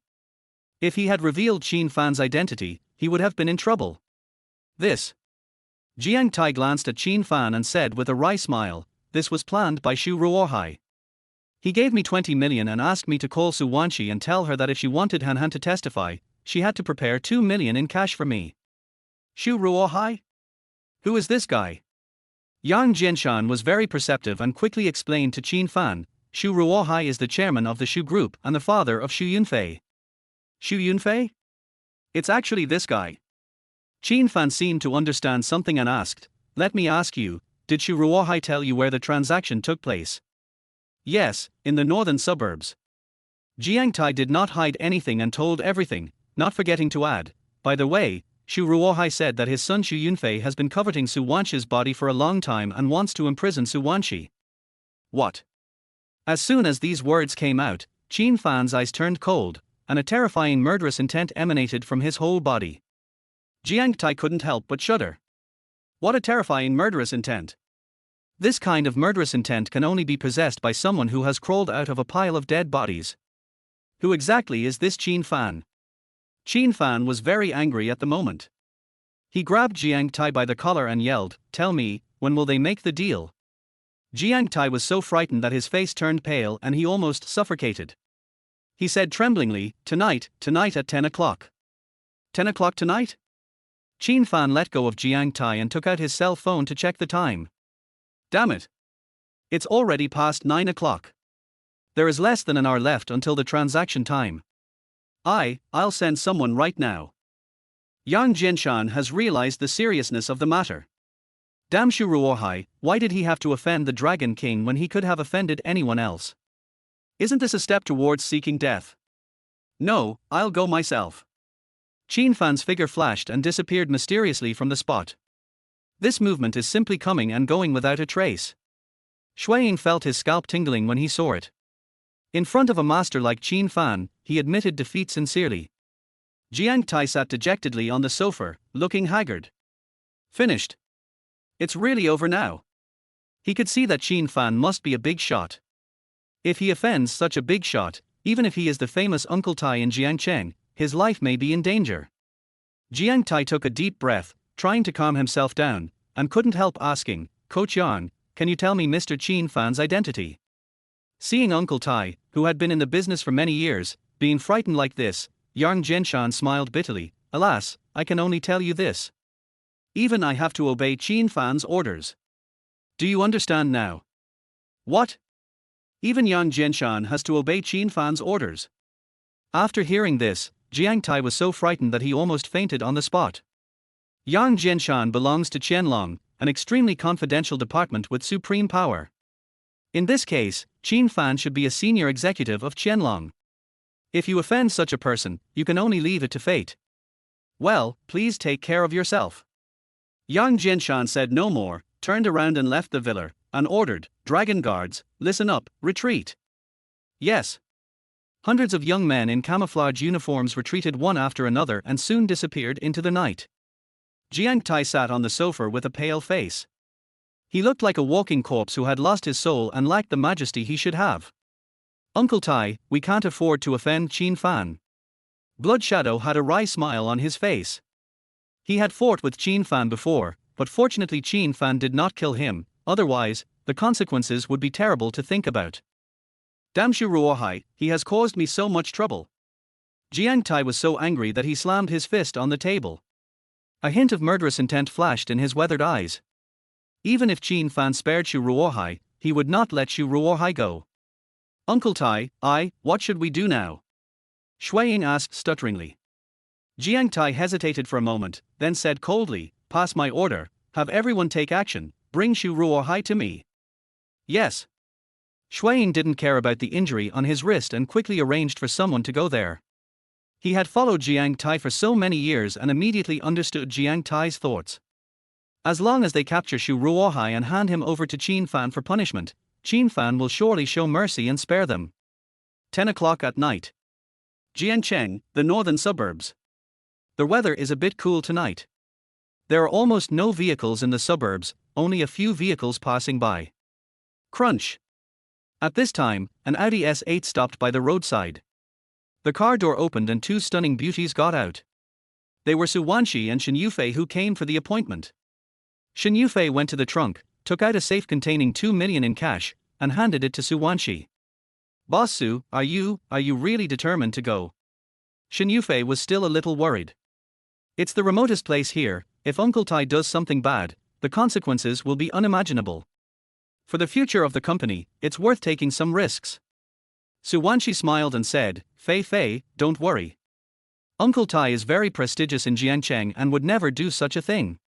Besides, if I'm in danger, I'll call you as soon as possible. You just need to call the police." As she spoke, she carried the password box and walked into the deep woods. "Boss Su, wait a minute." Shen Yufei hurriedly called Su Wanxi. She was still a little worried and pointed to a hill in the distance. "There is a pavilion on the top of the mountain over there. The view from the pavilion is very good. I can observe you with a telescope. This is also just in case." As she spoke, she took out a telescope from the trunk. You also brought a telescope?" Su Wanxi's beautiful eyes widened. "Yes." Shen Yufei quickly ran to the top of the hill, saying as she ran, "Boss Su, I'll reach the pavilion, you go in later." She asked someone to buy this telescope, which has night vision function. Even though it's night now, as long as the viewing angle is good enough, you will be able to see it clearly. If Su Wanxi is in danger, she will call the police immediately. Su Wanxi was deeply touched. She didn't expect Shen Yufei to be so thoughtful and even prepare a telescope. Time passes by every second. Beep. Su Wanxi received a message from Shen Yufei. The content of the message was to inform Su Wanxi that she could enter. Shen Yufei also said that she could clearly see where their transaction took place. Su Wanxi finally felt relieved. She took a deep breath, then carried the password box and walked towards the woods. Chapter 19: A well-dug hole. In the deep woods, there is occasionally a breeze, making a rustling sound. In an open space, there was a dilapidated van parked. There were 5 young men next to the van. Each of them had a stern face, a faint smell of blood on their bodies, a cigarette dangling from the corner of their mouths, and leaning lazily against the van. These people were hired by Shu Ruohai at a high price for the transaction. Rather than calling it a transaction, it would be more accurate to say that they were here to capture Su Wanxi. Over the years, they have frequently committed extortion and bank robberies, becoming the most wanted robbers online. "Brother, Su Wanxi is so beautiful, should we?" "Shut up." The one who spoke was the leader of the robbers. He had a buzz cut and a hideous scar across his eye, and looked very ferocious. The man with the crew cut glared at the man and warned him, "I'm warning you, don't do anything rash. As long as we get 2 million, we can find any kind of beautiful woman." The man was so frightened that he shrank his neck and said with a smile, "Big brother is right. Not only 2 million, but as long as you complete the task assigned by Shu Ruohai, you will receive another 5 million as a reward. All in all, it's a total of 7 million.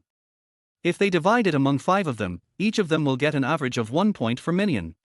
"Brother, once we get the money, how should we spend it?" someone asked. "As the saying goes, if you walk by the river all year round, you will get your feet wet." The crew-haired man thought for a moment, then sighed and said, "I've made up my mind. After I finish this job, I'll go back home and marry your sister-in-law." "Okay, I have to drink at Big Brother's wedding." He, then let us congratulate Big Brother on his wedding in advance." "Okay, stop talking, the target has appeared." The man with the crew cut threw away his cigarette butt and looked into the distance with cold eyes. Several young men looked up and saw Suwanshi walking towards them carrying a password box. Suwanshi felt a little nervous. She took a few deep breaths and quickly calmed down. "Huh? Who are these people? Why didn't I see Uncle Tai?"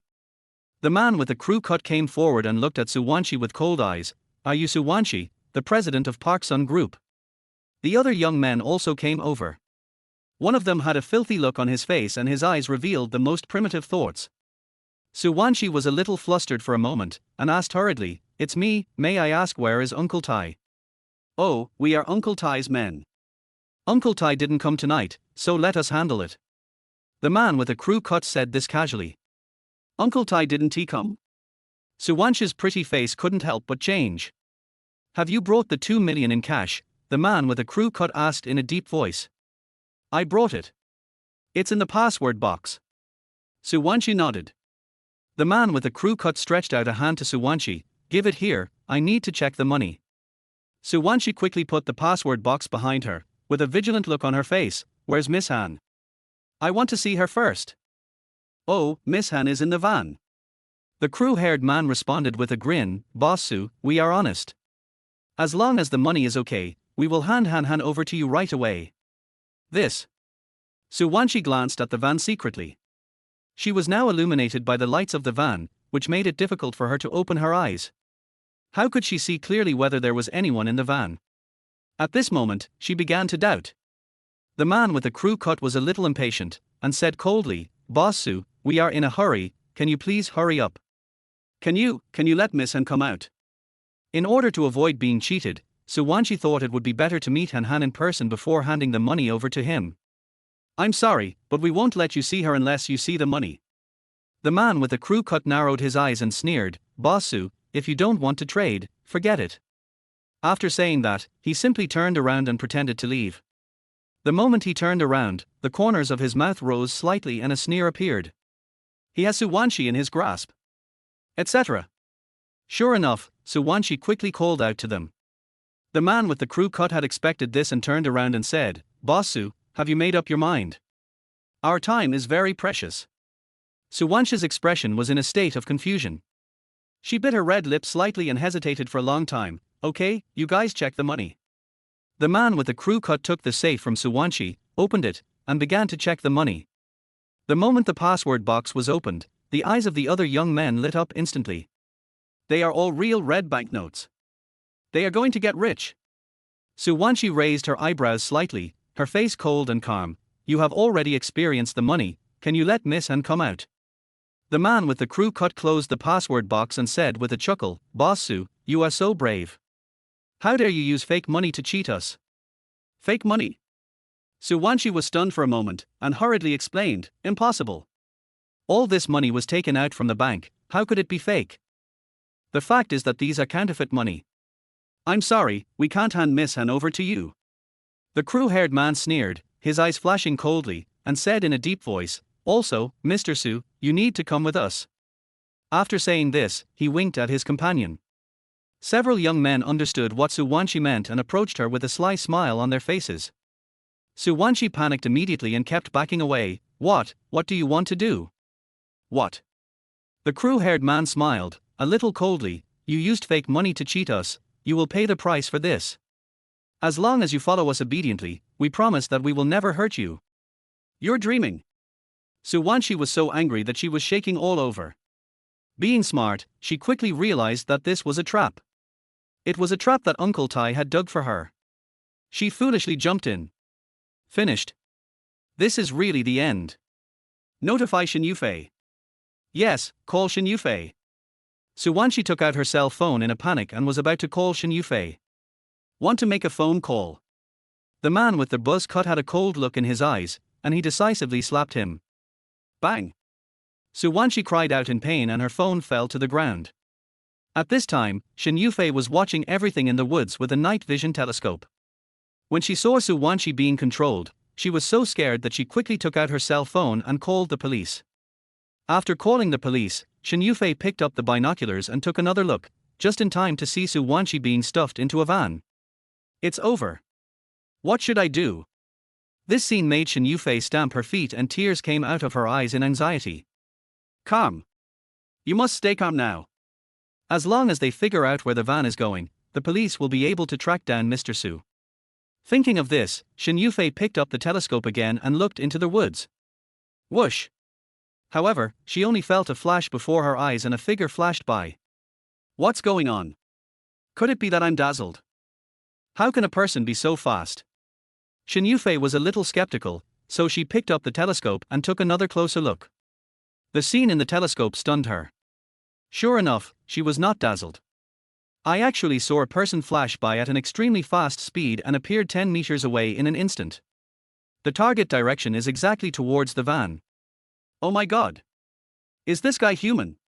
Could it be a ghost? Bar. Shin Yufei, Shin Yufei, where did this ghost come from in this world? If it is a human, who would it be? Judging from the direction that person is heading, could he be going to rescue President Su? Shin Yufei tried her best to calm herself down and stared carefully, trying to see the man's face clearly.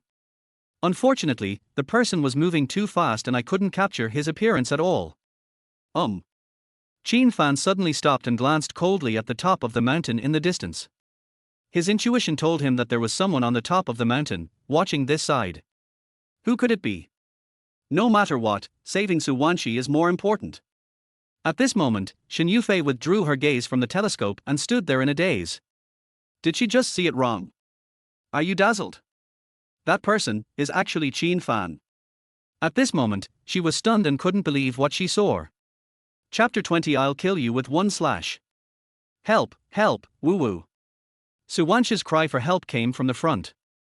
Qin Fan's eyebrows raised, and a hint of murderous intent flashed in his eyes. He was angry now, as angry as a lion.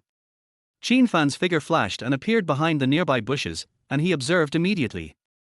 This is an instinct he has developed over the years. After observation, there were only 5 people on the other side, but Xu Yunfei was not seen. Obviously, Xu Yunfei did not go to the scene, but hired these people to capture Su Wanshi. Qin Fan was about to take action, but his body paused.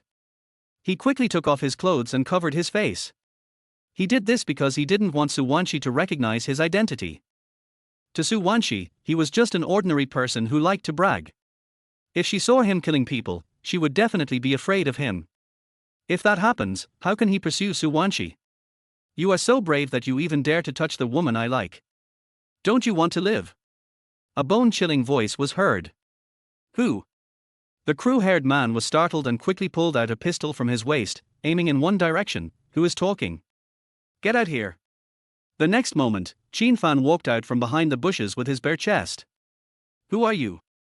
The man with the crew cut had a sharp gaze like a falcon, with a cold light shining through it. He stared at Qin Fan, who was walking slowly towards him, and shouted loudly, "Stop, or I will shoot." Where's Xu Yunfei? Qin Fan asked directly. Under his heroic sword-like eyebrows, his eyes, as bright as a chilling heart, flashed with a cold light. Xu Yunfei. The man with the crew cut was stunned and snorted coldly. Boy, from what I see, you are the bodyguard hired by Su Wanshi, right? Bodyguard? Qin Fan was stunned for a moment, then said with a smile, "Do you think I'm a bodyguard? Take the clothes off your face and let me see your true face." The man with the crew cut pointed a gun at Qin Fan and did not dare to let his guard down. Want to see my true face? Qin Fan smiled, and his smile was a little cold. Do you know? Those who have seen my true face are all dead. Do you want to be the next one? Arrogant. The man with the crew cut was instantly furious. He had no patience left and shouted, "How dare a mere bodyguard talk to me like that? You only make a few $100s a month, what are you playing with? Risking my life? What's wrong with risking my life for the person I love?" A sharp light flashed in Qin Fan's eyes, and he said coldly, "I ask you, where is Xu Yunfei? Go find him in hell." The man with the crew cut became ruthless and pulled the trigger. Bang! The gun went off. The bullet shot towards Qin Fan like a meteor. Qin Fan sneered, turned his head and dodged the bullet. Fuck! This scene made several young men open their eyes wide, with extremely shocked expressions. Damn, who is this person? He actually dodged the bullet. At this moment, the entire forest became silent, and even a pin drop could be heard. At this moment, Qin Fan took fierce steps and pressed towards them step by step. Gurgle. The man with the crew cut had a rolling throat and swallowed, with cold sweat breaking out on his forehead. After all, he had been through many ups and downs, so he quickly calmed down and shouted angrily, "Kid, stop right there." Qin Fan did not stop, but instead quickened his pace. Bang, bang, bang. In a nervous mood, the man with the crew cut fired 3 or 4 shots in succession. However, Qin Fan in front of him had disappeared. Where are the people? Why did it suddenly disappear? The man with the crew cut turned pale with fright, and felt a chill behind him. The next second, the man with the crew cut felt a piercing pain in his wrist, and he couldn't help but let out a shrill howl. Click! With the sound of breaking bones, the crew cut man's wrist was broken. The pistol also fell to the ground. The remaining 4 young men were so frightened that their legs became weak. They wanted to run but couldn't, and they didn't obey their commands. Damn it, I'm going to kill you. The man with the crew cut endured the pain, pulled out a dagger from his waist, and stabbed Qin Fan fiercely. Qin Fan's eyes turned cold and his punch was as powerful as a dragon. Bang! The punch was so powerful that it smashed the crew-haired man's face into a bloody mess. He died without even a scream. The remaining 4 young men were so scared that they pissed their pants. Isn't this guy a bodyguard? How dare you kill someone? Aren't you afraid of being wanted by the police? Qin Fan picked up the dagger on the ground and walked in front of the 4 young men. His eyes were cold and he showed a cruel smile. "I will kill you with 1 blow to your throat." Puff puff puff. A strange cold light suddenly lit up. A bloody wound appeared on the necks of the 4 young men, blood gushed out like a fountain, their eyes widened, and they fell straight down. Their bodies twitched twice on the ground, and then there was no sound at all. Qin Fan casually threw away the dagger in his hand, and the murderous intent emanating from his body completely dissipated. At this moment, Su Wanshi was tied up in a van with a rag stuffed in her mouth, so she could only make sounds. Her face was now filled with horror, and she was frightened out of her wits. She was originally happy that someone came to rescue her, but the gunshots just now made her think that the person who came to rescue her might have already. Crunch! At this moment, the door of the van was pushed open by someone from the outside. Su Wanshi was so scared that she screamed repeatedly and kicked him subconsciously. Damn it! Why is Su Wanshi so fierce? She even wants to kick me. Qin Fan was startled and quickly grabbed Su Wanshi's ankle. Let me go, you bastards! Su Wanshi also kicked up with her other foot. Qin Fan quickly grabbed Su Wanshi's other kicking foot again. This time, Su Wanshi was at her wits' end and completely hopeless. Huh? Something seems wrong. At this time, Su Wanshi saw that the person who grabbed her ankle did not seem to be the 5 robbers. What? I saved you, and you want to repay me with hatred? Qin Fan was a little amused. He deliberately changed his voice so that Su Wanshi would not recognize him. Su Wanshi was stunned, her eyes still alert. Who are you? Qin Fan didn't say anything, released Su Wanshi's feet, and then untied the ropes on her body. Su Wanshi was a little confused, wondering if this guy really came to save her. The next second, her beautiful eyes fell on Qin Fan. Oh my god! This man's body is so well proportioned, so perfect. It's a pity that such a good figure has so many scars. These scars include knife scars and bullet holes. Who is this man? What exactly happened? Especially on the man's chest, there was a faint red light flashing, which looked like scarlet blood, but also like a non-existent red light. It seems to be outlining a shape. It was so faint that she couldn't see it clearly, and she was too embarrassed to look at it again. Su Wanshi blushed and quickly looked away. Qin Fan raised his eyebrows. What's wrong with Su Wanshi? Why did she suddenly blush? He soon noticed Su Wanshi's gaze, and it turned out that she was looking at his figure. Is Su Wanshi attracted by my figure? Qin Fan thought narcissistically. After a brief daze, Su Wanshi came back to her senses and couldn't help but look into the man's dark and deep eyes. Those eyes were like a bottomless pool, as if everything in the world was in his eyes. Su Wanshi calmed her fluttering emotions and her face returned to its usual calm look. Her eyes were bright, like the stars in the summer night. Who are you? Why did you save me? I am the one who has a crush on you. Qin Fan said this shamelessly. He said this just to tease this usually cool and aloof beauty CEO. Unexpectedly, just after he finished speaking, he raised his eyebrows and looked in one direction. Chapter 21. My name is Shura. Wow. There were sirens outside the woods. Qin Fan raised his eyebrows, wondering who called the police and why the police arrived so quickly. Su Wanshi breathed a sigh of relief when she heard the sirens. She knew very well that it must be Shen Yufei who saw everything here with the night vision telescope and called the police. I have to go now. Qin Fan turned and left. He didn't want to deal with the people from the police bureau, etc. Su Wanshi called Qin Fan and hesitated to speak. Anything else? Qin Fan stopped and looked back at Su Wanshi, who was blushing. Su Wanshi bit her red lips slightly, hesitated for a moment, and mustered up the courage. Can you tell me your name? My name is Shura. Qin Fan subconsciously wanted to say his own name, but luckily he changed his words quickly. Shura? Is this the man's name?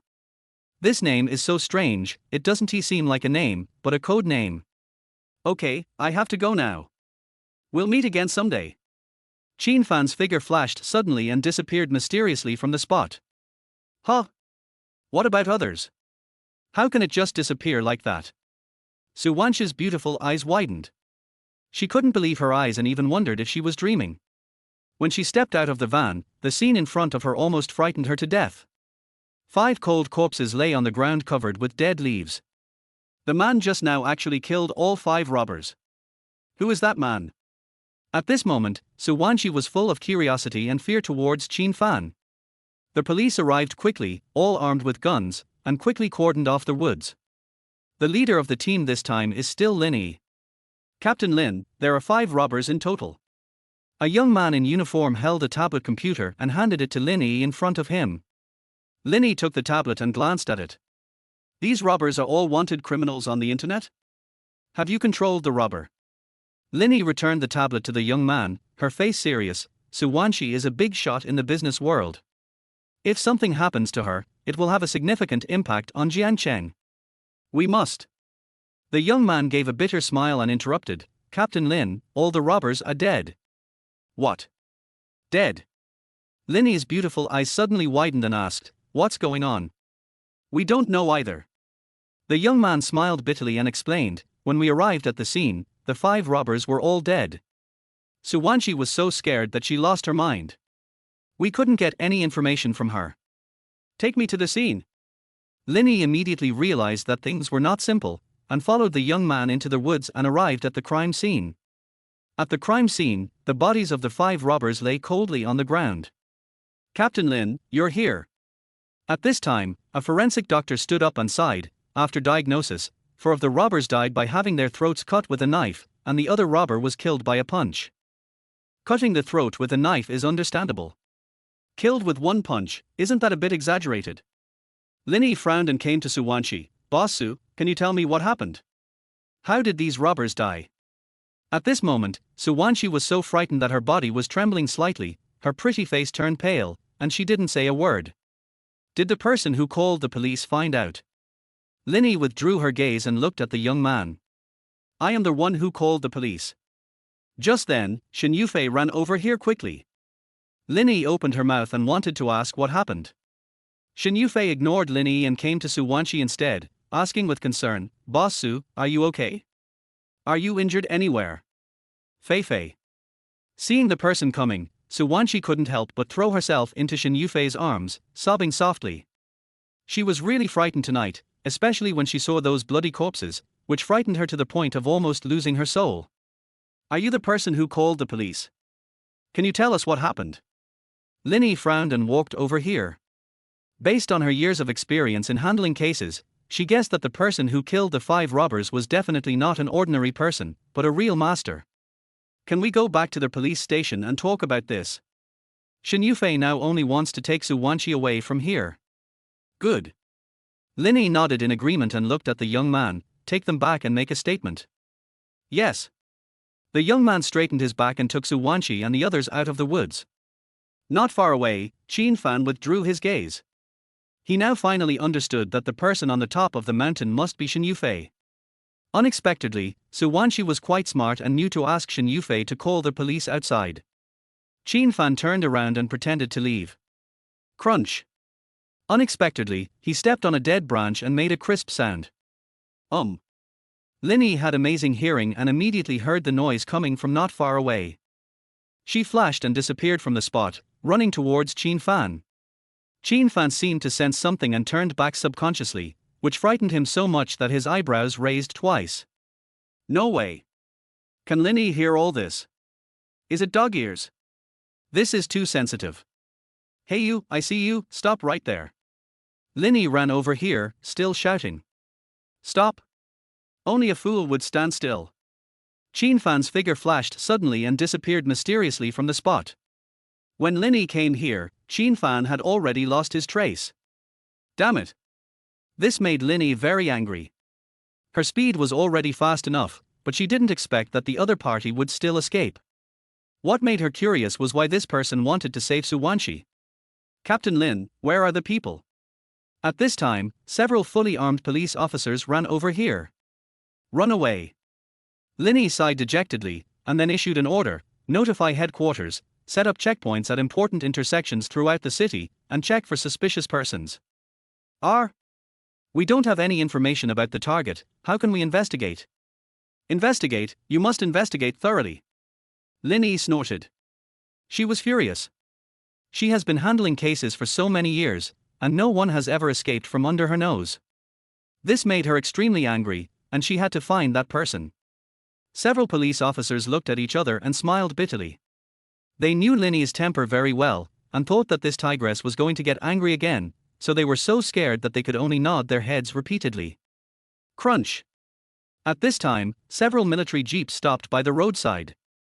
Under the surprised gazes of many police officers, Yang Jinshan got out of the military jeep. Linny came to the roadside and naturally saw this scene. She was especially surprised when Yang Jinshan got out of the car. She had just met this guy yesterday. Isn't he from Qianlong? How come even the hidden dragon was alarmed? Linny hurried forward and saluted. Why are you here? Yang Jinshan's square face was solemn. He looked around and asked hurriedly, what happened? Is Su Wanqi injured? Linny had a strange look on her face. She thought that was bad enough to alarm Qianlong, but Yang Jinshan even came to the scene in person. Was it just for Su Wanqi? Mr. Su has been successfully rescued, but the 5 robbers are dead. Linny explained concisely. That's good, that's good. Yang Jinshan patted his chest with lingering fear. If anything happened to Su Wanqi, he would have to give up his position as head coach. Fortunately, Su Wanqi was fine, so he was able to save his life. Linny's expression became even weirder. Su Wanqi is just a businessman, and Yang Jinshan is the commander-in-chief of Jiangcheng. How could he care so much about a businessman? Chapter 22 Time is Life. Yang Jinshan cleared his throat and asked seriously, by the way, have you seen a young man? Young man? Why did Yang Jinshan ask this? Etc. Could the young man this guy is referring to be the mysterious man who killed the robber? Beep. Just then, Yang Jinshan received a message on his mobile phone. The message was sent by Qin Fan. When Yang Jinshan saw the content of the message, his expression changed. The content of the message was very simple, which was not to tell Linny anything about this matter. Otherwise, he would have to take off this skin. Yang Jinshan was frightened, and quickly put away his phone, raised his hand and waved, let's go back. Go back? Linny looked stunned. You just came here and you're leaving? What is Yang Jinshan trying to do? Boss Yang, please stay. Linny suddenly called out to him. Yang Jinshan paused and turned around. Captain Lin, is there anything else? Linny hesitated for a moment and couldn't help asking, Boss Yang, do you know that person? Which one? Yang Jinshan began to act dumb. Just kidding, if he said that person was Qin Fan, he would forget about wearing this skin. Linny looked strange, staring at Yang Jinshan doubtfully. Didn't you just say that there was a young man? What? Are you doubting me? Yang Jinshan's face darkened. No. Linny was startled and smiled bitterly. I'm just asking out of curiosity. I was just asking casually, don't take it to heart. Yang Jinshan's expression eased a lot and he smiled. Okay, I'll leave first if I'm fine. After saying that, he got into the car with the soldiers in camouflage uniforms and drove away. Linny watched the jeep disappear into the night. Years of experience in handling cases told her that something was wrong with Yang Jinshan tonight. Something is very wrong. However, she was just a small patrol captain and had no power to investigate Yang Jinshan. Su Wanshi and the others went to the police station to take a statement. They tell the truth. However, Shen Yufei's expression was somewhat unnatural, and she did not say that the man was Qin Fan. If he told it out, Qin Fan would definitely be wanted. Okay, now go back and have a good rest. The patrol officer put away the notebook. Shen Yufei took Su Wanshi away from the police station and drove back. At this time, Linny also returned to the police station. The patrol officer handed the transcript to Linny, looking serious. Captain Lin, this matter seems to involve Uncle Tai. Uncle Tai. As soon as these words came out, Linny's face changed. Uncle Tai is a well-known figure in Jiangcheng. Although he has retired from the underworld, he still possesses great power. How could this matter involve Uncle Tai? Linny frowned and said seriously, this case is not simple. We need to report it to Director Hua and let him make the decision. This case involves Uncle Tai, so if we want to investigate, we must get Director Hua's permission. Otherwise, a reckless investigation would likely cause chaos in Jiangcheng. On their way, Su Wanshi sat in the passenger seat, looking absent-minded. She still had those bloody images in her head. What happened tonight is unforgettable and will probably leave a psychological trauma. Boss Su, are you okay? Shen Yufei asked worriedly while steering the wheel. I'm fine. Su Wanshi shook her head and suddenly asked, by the way, Fei, you saw it clearly at the top of the mountain. Did you see what that person looked like? Shen Yufei was stunned for a moment, with a strange look on her face. Boss Su, why are you asking this? He saved me, but I don't even know what he looks like. Su Wanshi smiled bitterly. Boss Su, I've already told you at the police station, I didn't even see the man's face clearly. Shen Yufei hesitated for a moment and explained, that person covered his face with clothes. My telescope is only for night vision, not perspective. How can I see clearly? All right. Su Wanshi was a little disappointed, then stared out the car window and said nothing more.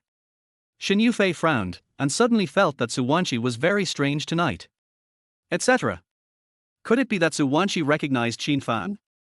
This doesn't seem possible. At that time, Qin Fan covered his face with clothes, probably because he didn't want Su Wanshi to recognize his identity.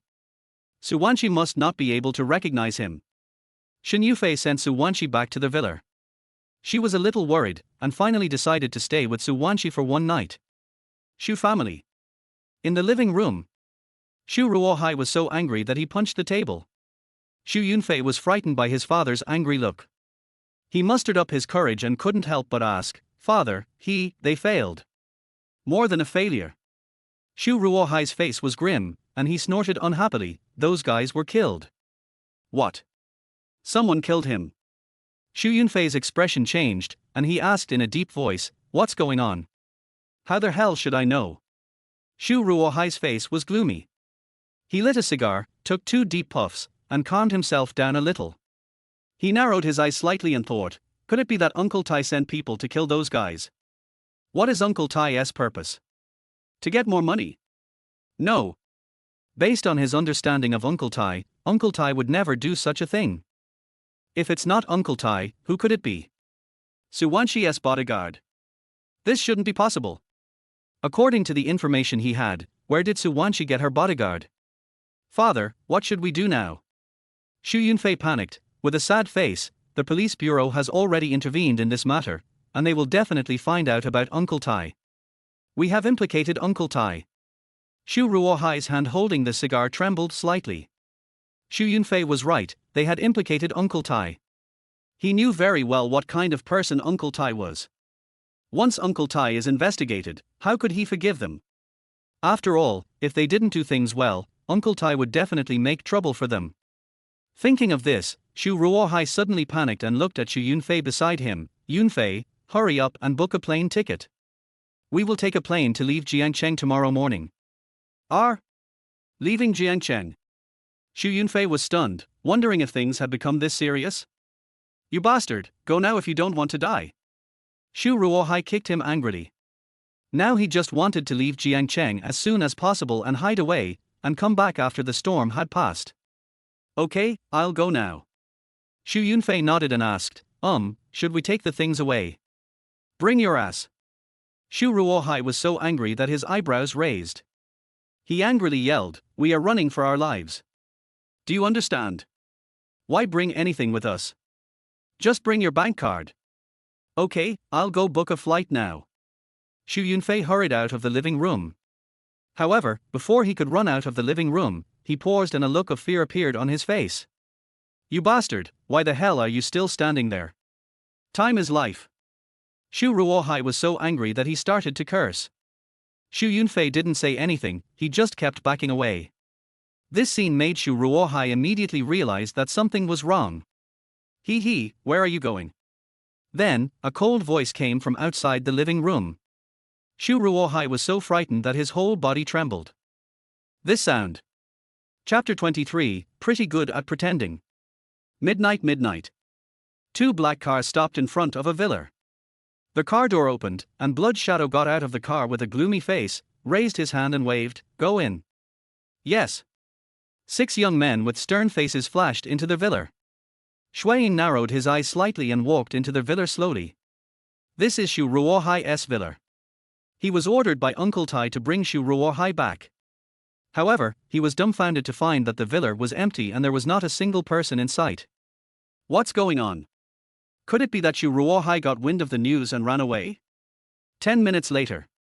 Those stern young men appeared in front of Shuiying. We have searched the villa inside and out, but we didn't see Xu Ruohai. Shuiying frowned, took out his cell phone from his pocket and dialed Jiang Tai's number. The call was connected quickly. Shuiying hurriedly reported the situation here to Jiang Tai. Wow. Just then, sirens were heard in the distance. Oh no, the police are here. The expressions of several young men changed. Blood Shadow, come back first. Jiang Tai's voice came from the other end of the phone, ordering them to go back and discuss countermeasures. Soon, led by Lin Yi, a dozen armed patrol officers appeared at the door of the villa. Lin Yi raised her jade hand and gave an order. Everyone rushed into the villa. As expected, Lin Yi and her friends didn't find Xu Ruohai and his son either. Those two guys seemed to have disappeared from the face of the earth. Captain Lin, could it be that Xu Ruohai got wind of this and ran away? In my opinion, most likely he has already run away. The patrol officers looked at each other and smiled bitterly. They didn't expect that they would come up empty-handed tonight. Collect the troops. Lin Yi walked quickly out of the villa, saying as she walked, notify headquarters, the whole city is looking for Xu Ruohai. Neither the police bureau nor Uncle Tai could find any trace of Xu Ruohai. Even the men sent by Yang Jianshan did not get any news about Xu Ruohai. Xu Ruohai and Xu Yunfei seemed to be playing hide and seek with them and disappeared completely. Yang Jianshan realized that things were a little complicated and called Qin Fan to inform him. At this time, Qin Fan had just returned to his rented house and took a hot shower to wash away all the blood smell on his body. Buzz. His phone was vibrating like a vibrator. Qin Fan picked up the phone and answered the call. Dragon King, Xu Ruohai and Xu Yunfei disappeared. As soon as the call was connected, Yang Jianshan told the truth. Disappeared? Qin Fan raised his eyebrows and said coldly, Commander Yang, Jiangcheng is your territory, right? How could someone disappear right under your nose? Dragon King, I I don't care what method you use, I want to see Shu Ruohai within 3 days. With a snap, Qin Fan hung up the phone directly, and a hint of murderous intent flashed in his deep eyes. What does it mean that Shu Ruohai can disappear in front of the hidden dragon master? This means that there might be another big shot behind Shu Ruohai. This is getting more and more interesting. Qin Fan's mouth corners slightly raised. He didn't think much about it and fell into a deep sleep on the bed. The next morning, Qin Fan got up early, went to the stall to buy 2 meat buns, and took the bus to the company. Su Wanshi must have been frightened after what happened last night. This is the moment when Su Wanshi is at her most vulnerable. Do you want to comfort her? When he arrived at the company, Qin Fan did not go to the security booth, but came to the president's office with ease. Boom boom. He reached out and knocked on the door. Come in. Su Wanshi's cold voice came from inside. Qin Fan pushed the door open and walked in, and was stunned the next second. The beautiful secretary Shen Yufei is here too. Qin Fan. When Shen Yufei saw that the person who came in was Qin Fan, she was a little stunned. For a moment, her face looked strange and her expression became a little unnatural. The moment she saw Qin Fan, she was reminded of the scenes of last night. She dared to guarantee that she had not seen it wrong last night and that she was not dreaming. That person was Qin Fan. Qin Fan. Su Wanshi frowned and said coldly, "Why are you in my office again?" Qin Fan was about to say, "Let me see if you're okay," but quickly stopped. "If you say that, wouldn't that give the truth away?" He was stunned for a few tenths of a second, then quickly said, "Well, I just missed you a little, so I wanted to come see you." "Miss me?" Su Wanshi's beautiful eyes suddenly widened, and she felt goosebumps all over her body. "Isn't this too corny?" Puff. At this time, Shen Yufei couldn't help laughing out loud. Is this Qin Fan's confession to Su Wanshi? Su Wanshi was embarrassed and annoyed, and snorted unhappily, "It's working time now, hurry up and get to work." Oh. Qin Fan felt a little depressed and turned to walk out. "Wait a moment." Su Wanshi suddenly called him. Qin Fan stopped and turned around. "Boss Su, do you have anything else to say?" Su Wanshi raised her eyebrows slightly, and her face regained its cold expression. "You are not allowed to come to my office during working hours in the future, understand?" Are what? Did you hear that? All right. Qin Fan felt so annoyed, but soon he grinned and said, "Since you can't come during working hours, you can come after I get off work, right?" You? Su Wanshi was choked immediately. She took a deep breath, trying not to get angry, and forced out 2 words, "Okay." There was no other way. In order to keep this guy stable, she could only agree. Qin Fan looked at Su Wanshi deeply twice, and then left with satisfaction. He could see that Su Wanshi should be fine. It has to be said that after all, Su Wanshi has been in the business world for so many years, and her psychological endurance is pretty good. If it were an ordinary person, it would definitely leave a psychological trauma on himself. "Boss Su, then. I'm going to be busy too." After saying that, Shen Yufei hurried out and saw Qin Fan, who was about to get into the elevator, and shouted, "Qin Fan, wait a minute." "What's up?"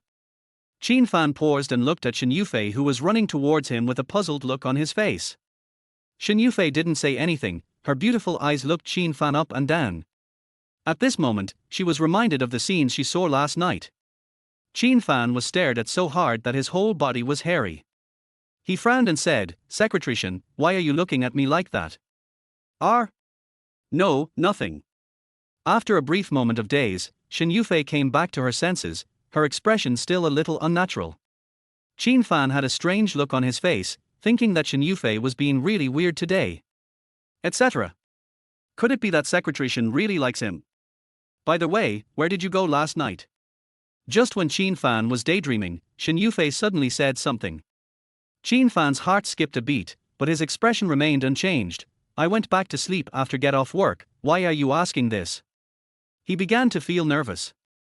He knew that the person on the top of the mountain last night was Shen Yufei. Could it be that Shen Yufei saw his face on the top of the mountain? Oh, I see. Shen Yufei looked at Qin Fan meaningfully and waved her hand. "Okay, it's okay, you can go to work quickly." Qin Fan didn't think much about it and turned around and got into the elevator. Until the elevator door closed, Shen Yufei smiled and murmured in a low voice, "This guy is quite good at pretending." In the elevator, Qin Fan frowned, thinking back to what happened last night. It was so dark at that time, how could Shen Yufei see his face clearly? Forget it. Anyway, Shen Yufei can only suspect, but cannot prove that it is him. Qin Fan comforted himself in this way. Bite. The elevator door opened, Qin Fan walked out of the elevator and bumped into someone. He was a little angry. Who walks without eyes? Qin Fan was about to yell at that person, but the next second, he was stunned. Chapter 24. You are harassing me. Linny came to Park Sun today just to get more useful information from Su Wanshi. Unexpectedly, just as she was about to enter the elevator, she bumped into someone. She was about to apologize, but when she saw the person who was hit, she was stunned. You. Linny's beautiful eyes widened, her face full of surprise. Why are you here? So it's you. Qin Fan was stunned for a moment, and said depressedly, I say, beautiful lady, don't you have eyes when you walk? You're the one who walks without keeping your eyes open, okay? Linny looked Qin Fan over with her beautiful eyes, her face full of confusion. Why are you wearing a security uniform? Are you a security guard at Park Sun? What's the matter? I'm just a security guard at Park Sun. Do you look down on security guards? Qin Fan was immediately dissatisfied, thinking what kind of look was in this woman's eyes, and snorted unhappily, I say, beauty, you are not attracted to me, are you? Even if you are attracted to me, you have to wait until I get off work before you come to see me. You? Linny was so angry that she was shaking all over, her blood pressure soared, and she almost lost her temper on the spot. This man is simply shameless. She is too lazy to bother with such people. Get out. A good dog doesn't block the road. Linny glared with her beautiful eyes. What are you going to do? Qin Fan frowned. I want to get into the elevator, please get out of my way. Linny pushed Qin Fan away, shook her ponytail behind her head, and went straight into the elevator. Qin Fan flashed and followed him into the elevator. You? Linny was so angry that her lungs were about to explode. Isn't he this guy too annoying? Can't get rid of it no matter how hard you try? Beautiful lady, look, we are so destined to each other, and I don't even know your name. Qin Fan showed a smile that he thought was very handsome. Fate. The devil is destined to be with you. Linny's chest kept rising and falling, and she snorted unhappily. Qin Fan, I'm working, I don't have time to chat with you, get out now. Go out? How could he go out obediently? Work? What kind of work has come to our company? None of your business. Okay, it's none of my business. By the way, which floor are you going to? 26th floor. Linny turned her head away, not wanting to look at the man's ugly face. 26th floor? Qin Fan was stunned for a moment, then he thought of something and pressed the elevator button for the 26th floor. Hey! What are you doing with me? Seeing Qin Fan shamelessly not getting off the elevator, Linny was so angry that her face turned green. She said unhappily, I'm warning you, you are harassing me. Do you believe I will arrest you and take you back to the police station? Harassment. Qin Fan almost laughed out of anger, and said with a smile, beautiful lady, I am an employee here, and I also want to go to the 26th floor. Is this considered harassing you? At most, we are just going the same way. You? Linny was so angry that she almost couldn't help but pull out the gun from her waist. This guy is just like sticky candy, the kind that you can't get rid of. Forget it. Don't bother with such people, it's more important to do your job. Beauty, you haven't told me your name yet. Qin Fan asked shamelessly. Linny. Linny uttered 3 words coldly. Linny. Qin Fan seemed to be thinking about something, and suddenly said, this name doesn't seem to suit you. Linny said nothing and just closed her eyes. Out of sight, out of mind. Hey. I'm talking to you, can you hear me? Seeing that Linny ignored him, Qin Fan was depressed to death. Linny still ignored Qin Fan.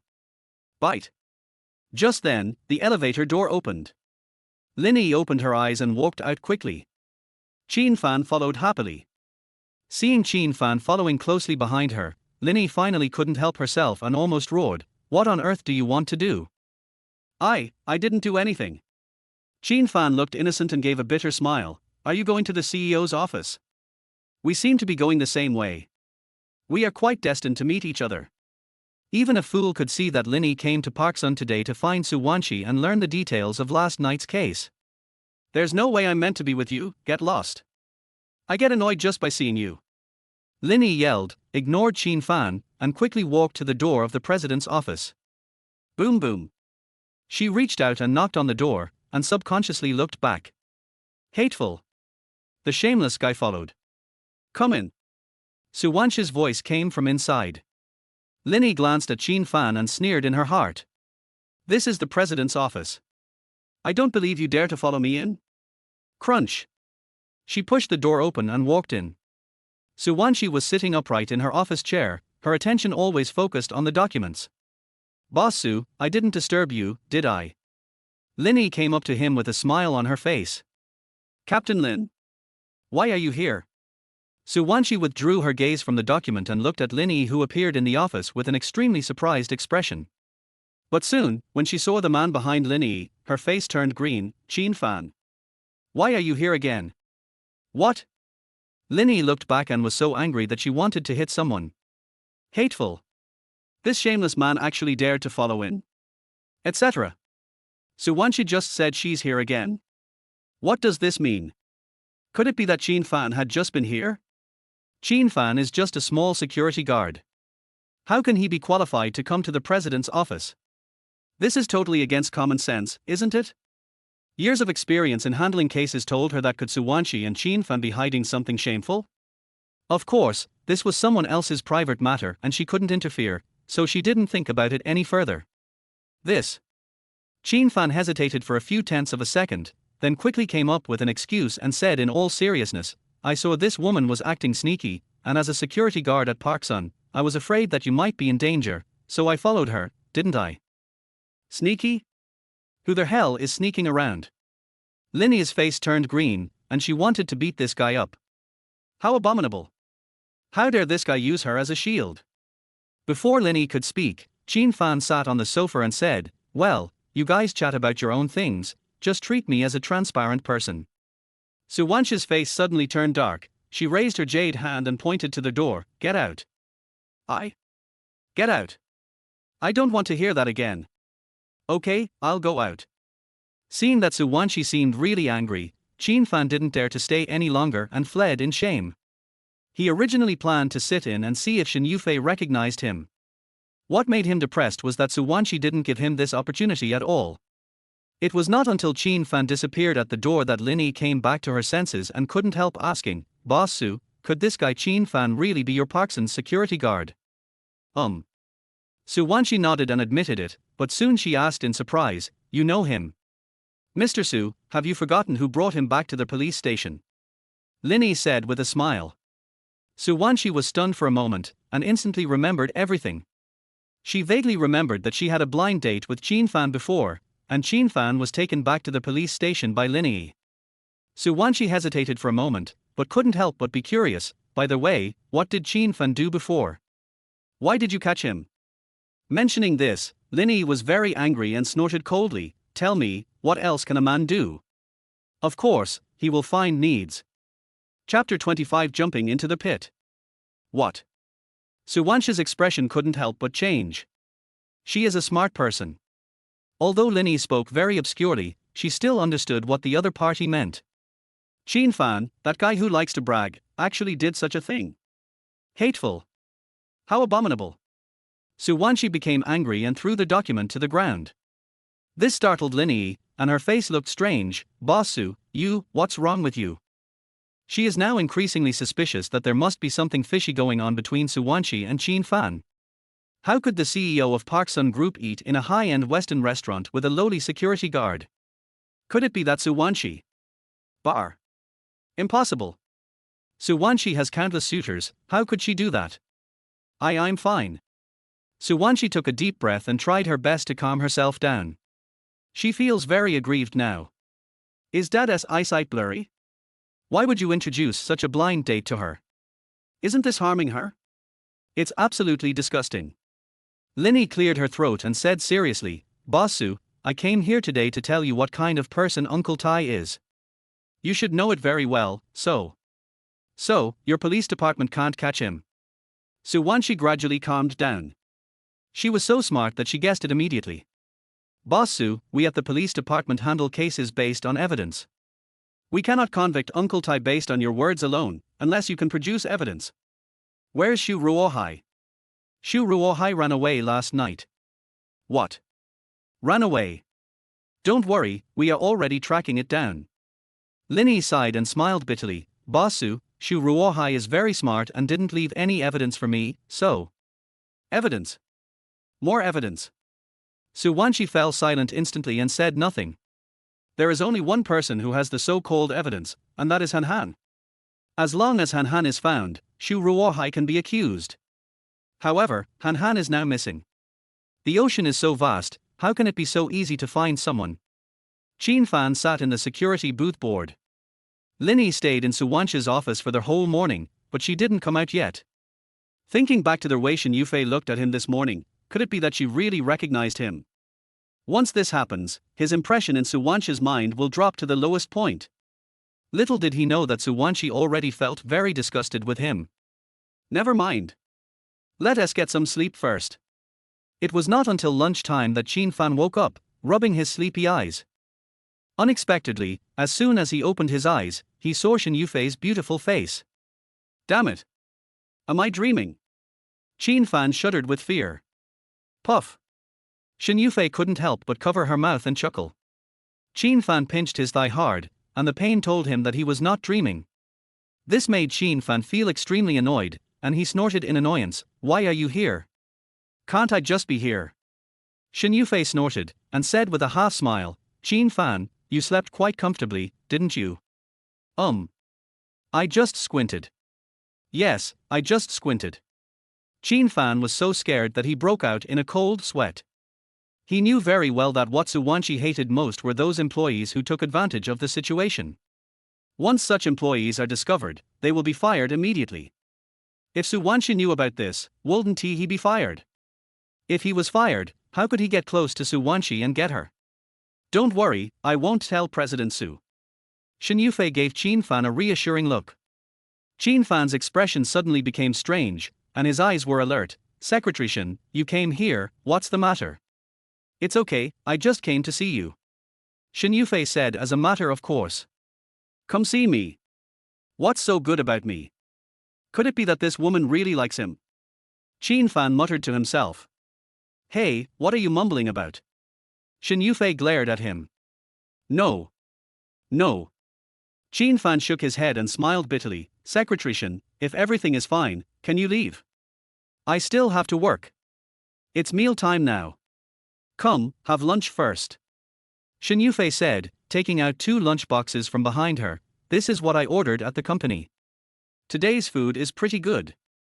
Don't just stand there, eat quickly." Qin Fan didn't dare to move and looked at Shen Yufei with a strange look. He felt that something was wrong with Shen Yufei today. Something is very wrong. No one would be so nice to you for no reason. Could this be a trap? Just waiting for him to jump in. "I'm not hungry." Qin Fan put his feet on the table, and immediately a sour smell came out. Shen Yufei pinched her nose in disgust. "This sour and smelly foot smell is absolutely amazing." Shen Yufei resisted the urge to turn around and leave, and snorted coldly, "I've already called, I can't waste food, right?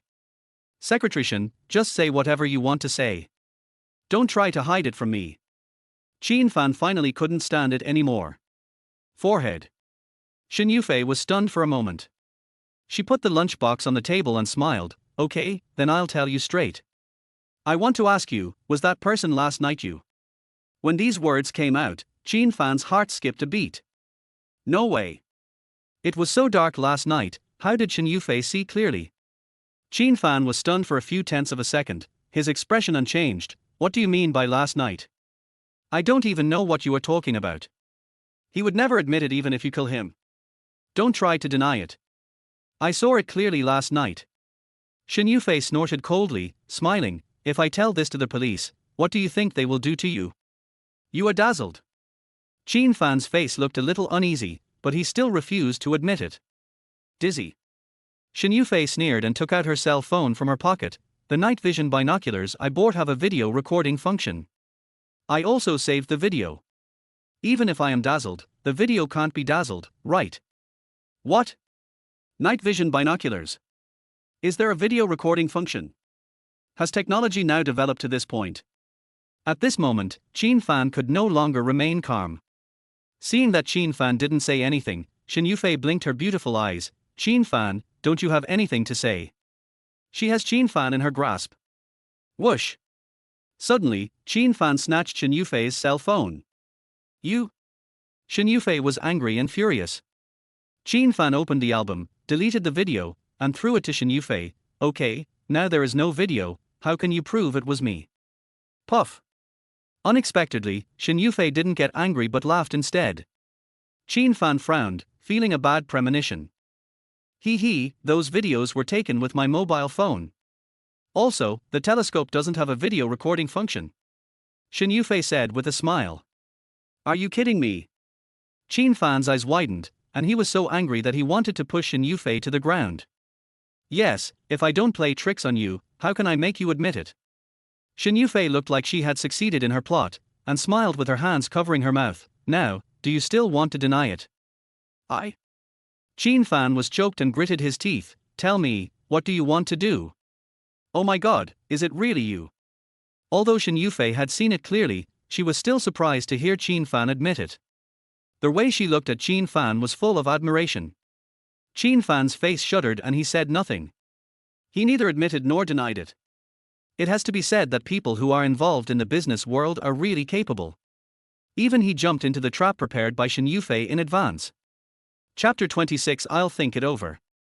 Shen Yufei's beautiful eyes looked Qin Fan over inconspicuously, revealing deep curiosity, as if she wanted to see through the secrets in Qin Fan's heart. Qin Fan felt uncomfortable being stared at.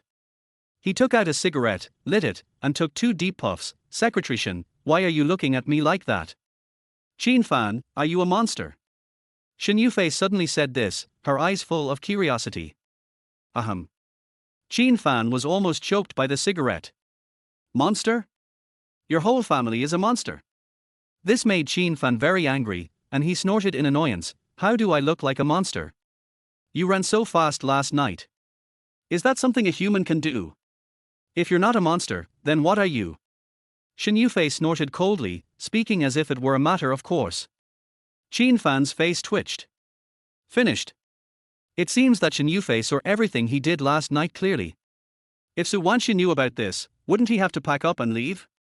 For a moment, Qin Fan's expression began to become a little uneasy. Hey, I'm talking to you. Seeing that Qin Fan didn't say anything, Shen Yufei was a little angry, and glared at him. Let me ask you, how did you do it? And who are you? Why should I tell you?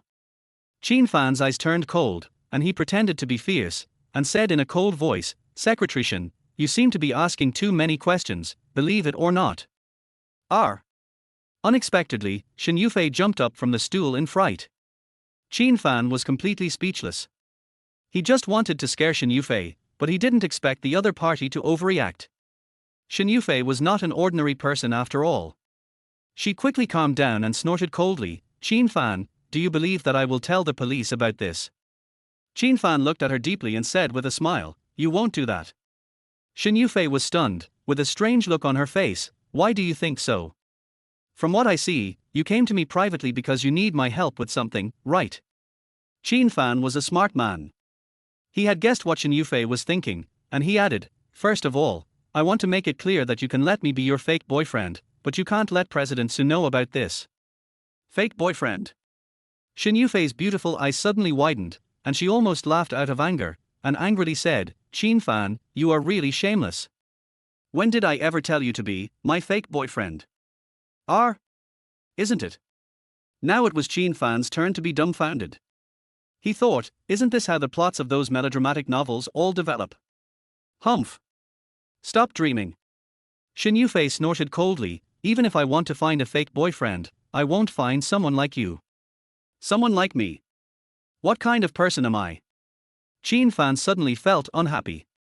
Is this a compliment to him or an insult to him? You last night. Shen Yufei opened her mouth and wanted to say, you killed someone last night, who else could it be? However, she still didn't say such words. Qin Fan raised his eyelids, a little curious. Secretary Shen, since you know that kind of person I am, aren't you afraid of me? Normally speaking, if an ordinary person knew what he did last night, he would be so scared that his face would turn pale, and a timid person might even wet his pants. What made him depressed was that Shen Yufei didn't seem to be afraid of him at all. Afraid? Why should I be afraid of you? Shen Yufei snorted, picked up the lunchbox on the table and walked out. Since you don't want to eat, I'll take it away. Etc. What? Are you leaving now? I won't leave. I'll stay here and watch the gate with you. Don't you have time for me to help? Qin Fan had a strange look on his face, wondering what Shen Yufei was up to. No. Shen Yufei shook her head, but soon she smiled faintly. I haven't thought about it yet, I'll talk about it when I think about it. Qin Fan hesitated for a moment and asked humbly, can you keep it a secret for me? It depends on my mood. Shen Yufei ignored him and quickly left the security booth. Qin Fan's heart skipped a beat. Finished. This is really the end. Once Su Wanshi knew what he did last night, she would definitely be afraid of him and might even fire him. Alas, I hope Secretary Shen can keep this secret for him. This incident made Qin Fan depressed for the whole day. Never mind. It's better to take a nap first. Then you won't be upset anymore. Qin Fan sat back in the chair, put his legs on the table, and began to sleep soundly. It was not until the afternoon that Lin Yi came out of Su Wanshi's office and drove away from the company in a police car. When we arrived at the company gate, the barrier was still not opened. This made Lin Yi angry and annoyed, and she immediately honked the car horn. Beep. Qin Fan was having a sweet dream when he was suddenly awakened by the sound of a horn. He was so angry that he wanted to curse. The next second, he was stunned.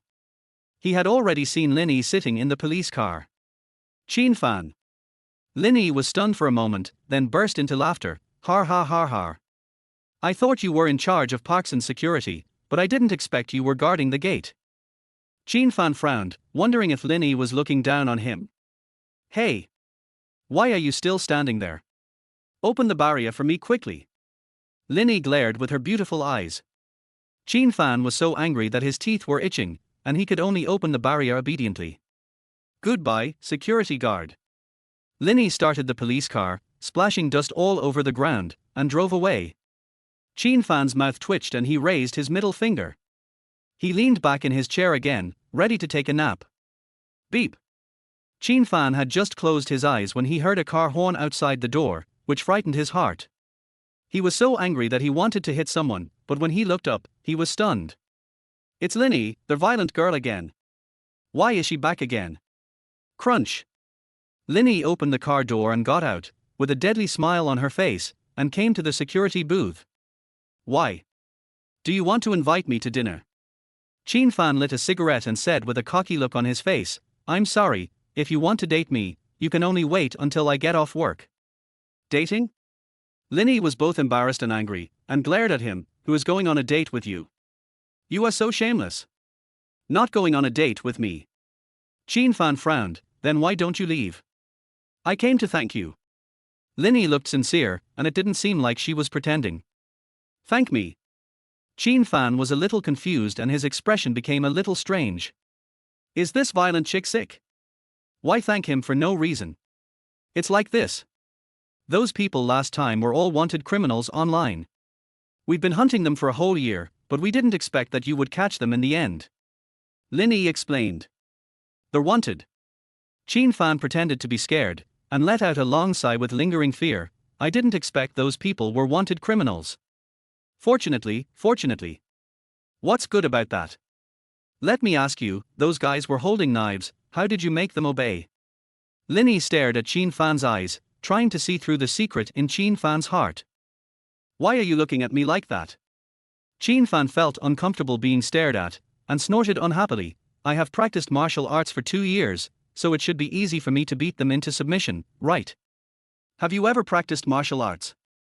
Lin Yi was a little unconvinced and stared at Qin Fan doubtfully. Is that true?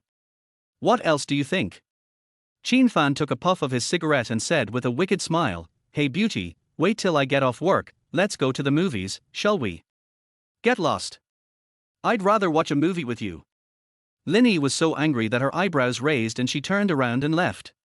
However, she turned back before she took 2 steps, and then moved closer to Qin Fan. What the hell? Qin Fan widened his eyes, wondering what this violent girl wanted to do. You're not trying to force yourself on me, are you? Chapter 27. I can do anything. Gurgle. Qin Fan's throat rolled and he swallowed spinelessly. Their bodies were almost pressed against each other. He could still smell the faint fragrance on Linny, which almost made him lose his mind. What on earth does this woman want to do? But Linny's next move almost shocked Qin Fan. Linny came close to Qin Fan and sniffed hard with her small nose. What are you going to do? Qin Fan was instantly panicked, thinking that this violent girl was too perverted. She actually had such a hobby? Linny's face was cold and she looked ruthless. She snorted coldly, I smell blood on you. Tell me, what did you do last night? Smell of blood. No way. Does this violent chick have a dog nose? He had already washed his body clean, but he could still smell blood. What are you standing there for? Speak now. Linny's beautiful eyes widened. She now had every reason to suspect that the man last night was most likely the man in front of her who deserved a beating. Qin Fan remained calm and said with a smile, I killed a chicken last night. Isn't it normal to have a bit of blood? Also, is this a dog's nose? How come it's so sensitive? You are the dog nose. Linny's chest rose and fell with anger. She looked at Qin Fan doubtfully, is that so? You didn't go anywhere last night. What else? Qin Fan rolled his eyes and said speechlessly, I went home after get off work last night. If you don't believe me, you can check it out. Okay, I'll go back and check now. Linny snorted and turned away. Qin Fan's heart skipped a beat. Is this violent chick really going to check it out? But soon, Linny stopped again and turned around. Let me ask you, what is your relationship with Qianlong? Hidden dragon. What hidden dragon? Qin Fan played dumb and refused to admit it. Don't try to trick me. Linny glared with her beautiful eyes and sneered, if you have nothing to do with Qianlong, why is Yang Jinshan so respectful to you? Do you think I'm a fool? Qin Fan was stunned. He didn't expect that Linny was quite smart. However, his expression remained unchanged, and he said with a smile, I am just acquainted with Yang Jinshan. Acquaintance? Who is he to you? He is my eldest brother. If you don't believe me, go ask him. Qin Fan shrugged, feeling helpless. In order to allay the concerns of this violent girl, he could only use Yang Jinshan as a shield. Big brother? Now it was Linny's turn to be stunned. She asked in surprise, Yang Jinshan is actually your elder brother. Why? Can't I? Yes. Linny looked at Qin Fan deeply and found that this guy didn't seem to be lying, so she gave up. Is there anything else you want to ask? Qin Fan looked at her with a smile. Linny said nothing, turned around and left quickly. Hey! Wait a minute. What? How about we make a date when I get off work? Get lost. I don't like you. Linny was so angry that her lungs were about to explode, and she wanted to rush up and beat Qin Fan up. Reason eventually overcame this impulse. She got into the car angrily, stepped on the accelerator, sprayed Qin Fan with exhaust gas, and drove away. In a damp basement. Han Han curled up in a small room. She had already booked a flight to leave Jiangcheng, but she never expected to be kidnapped here halfway. Even she didn't know who kidnapped her. She was desperate now. Crunch. Just then, the door was opened. Han Han was startled and looked up suddenly, only to see 2 men walking in from outside the door. Mr. Yan, she is Han Han, said one of the young men. Well, you step back first.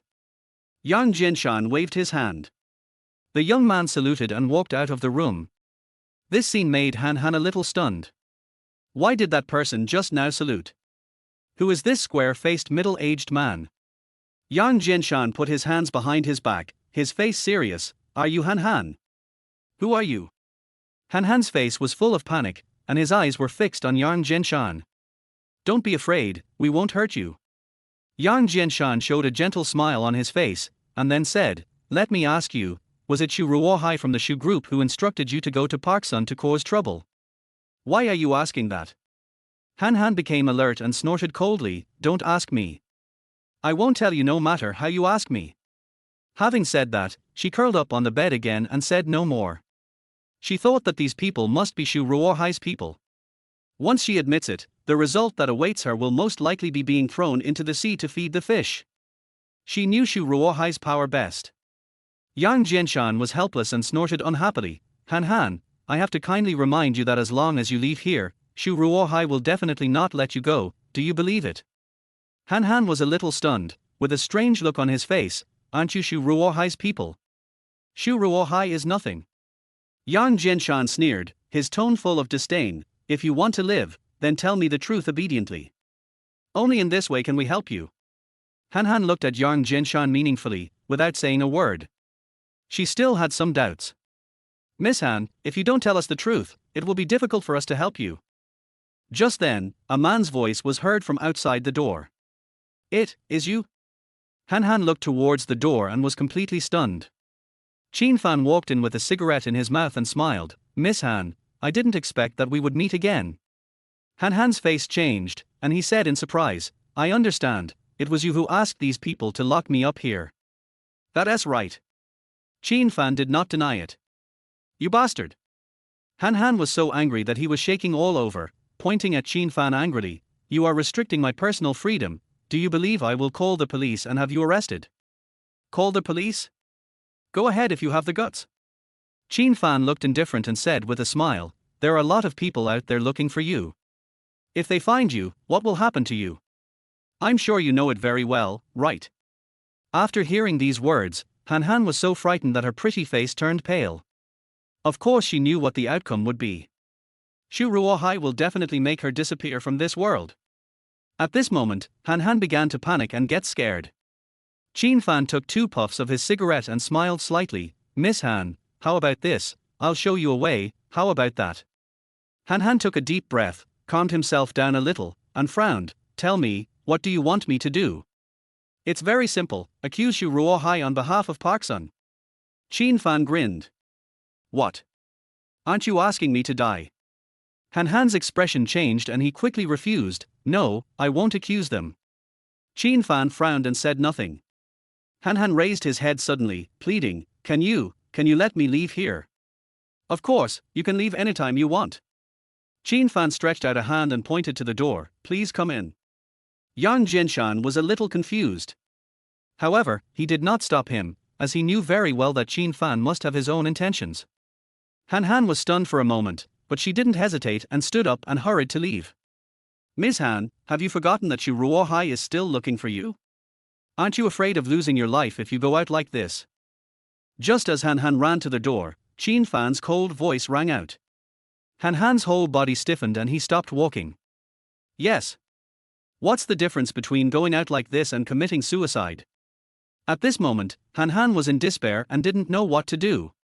She looked at Qin Fan with hope, pleading, You can help me, you can definitely help me, right? As long as you can help me, you can ask me to do anything.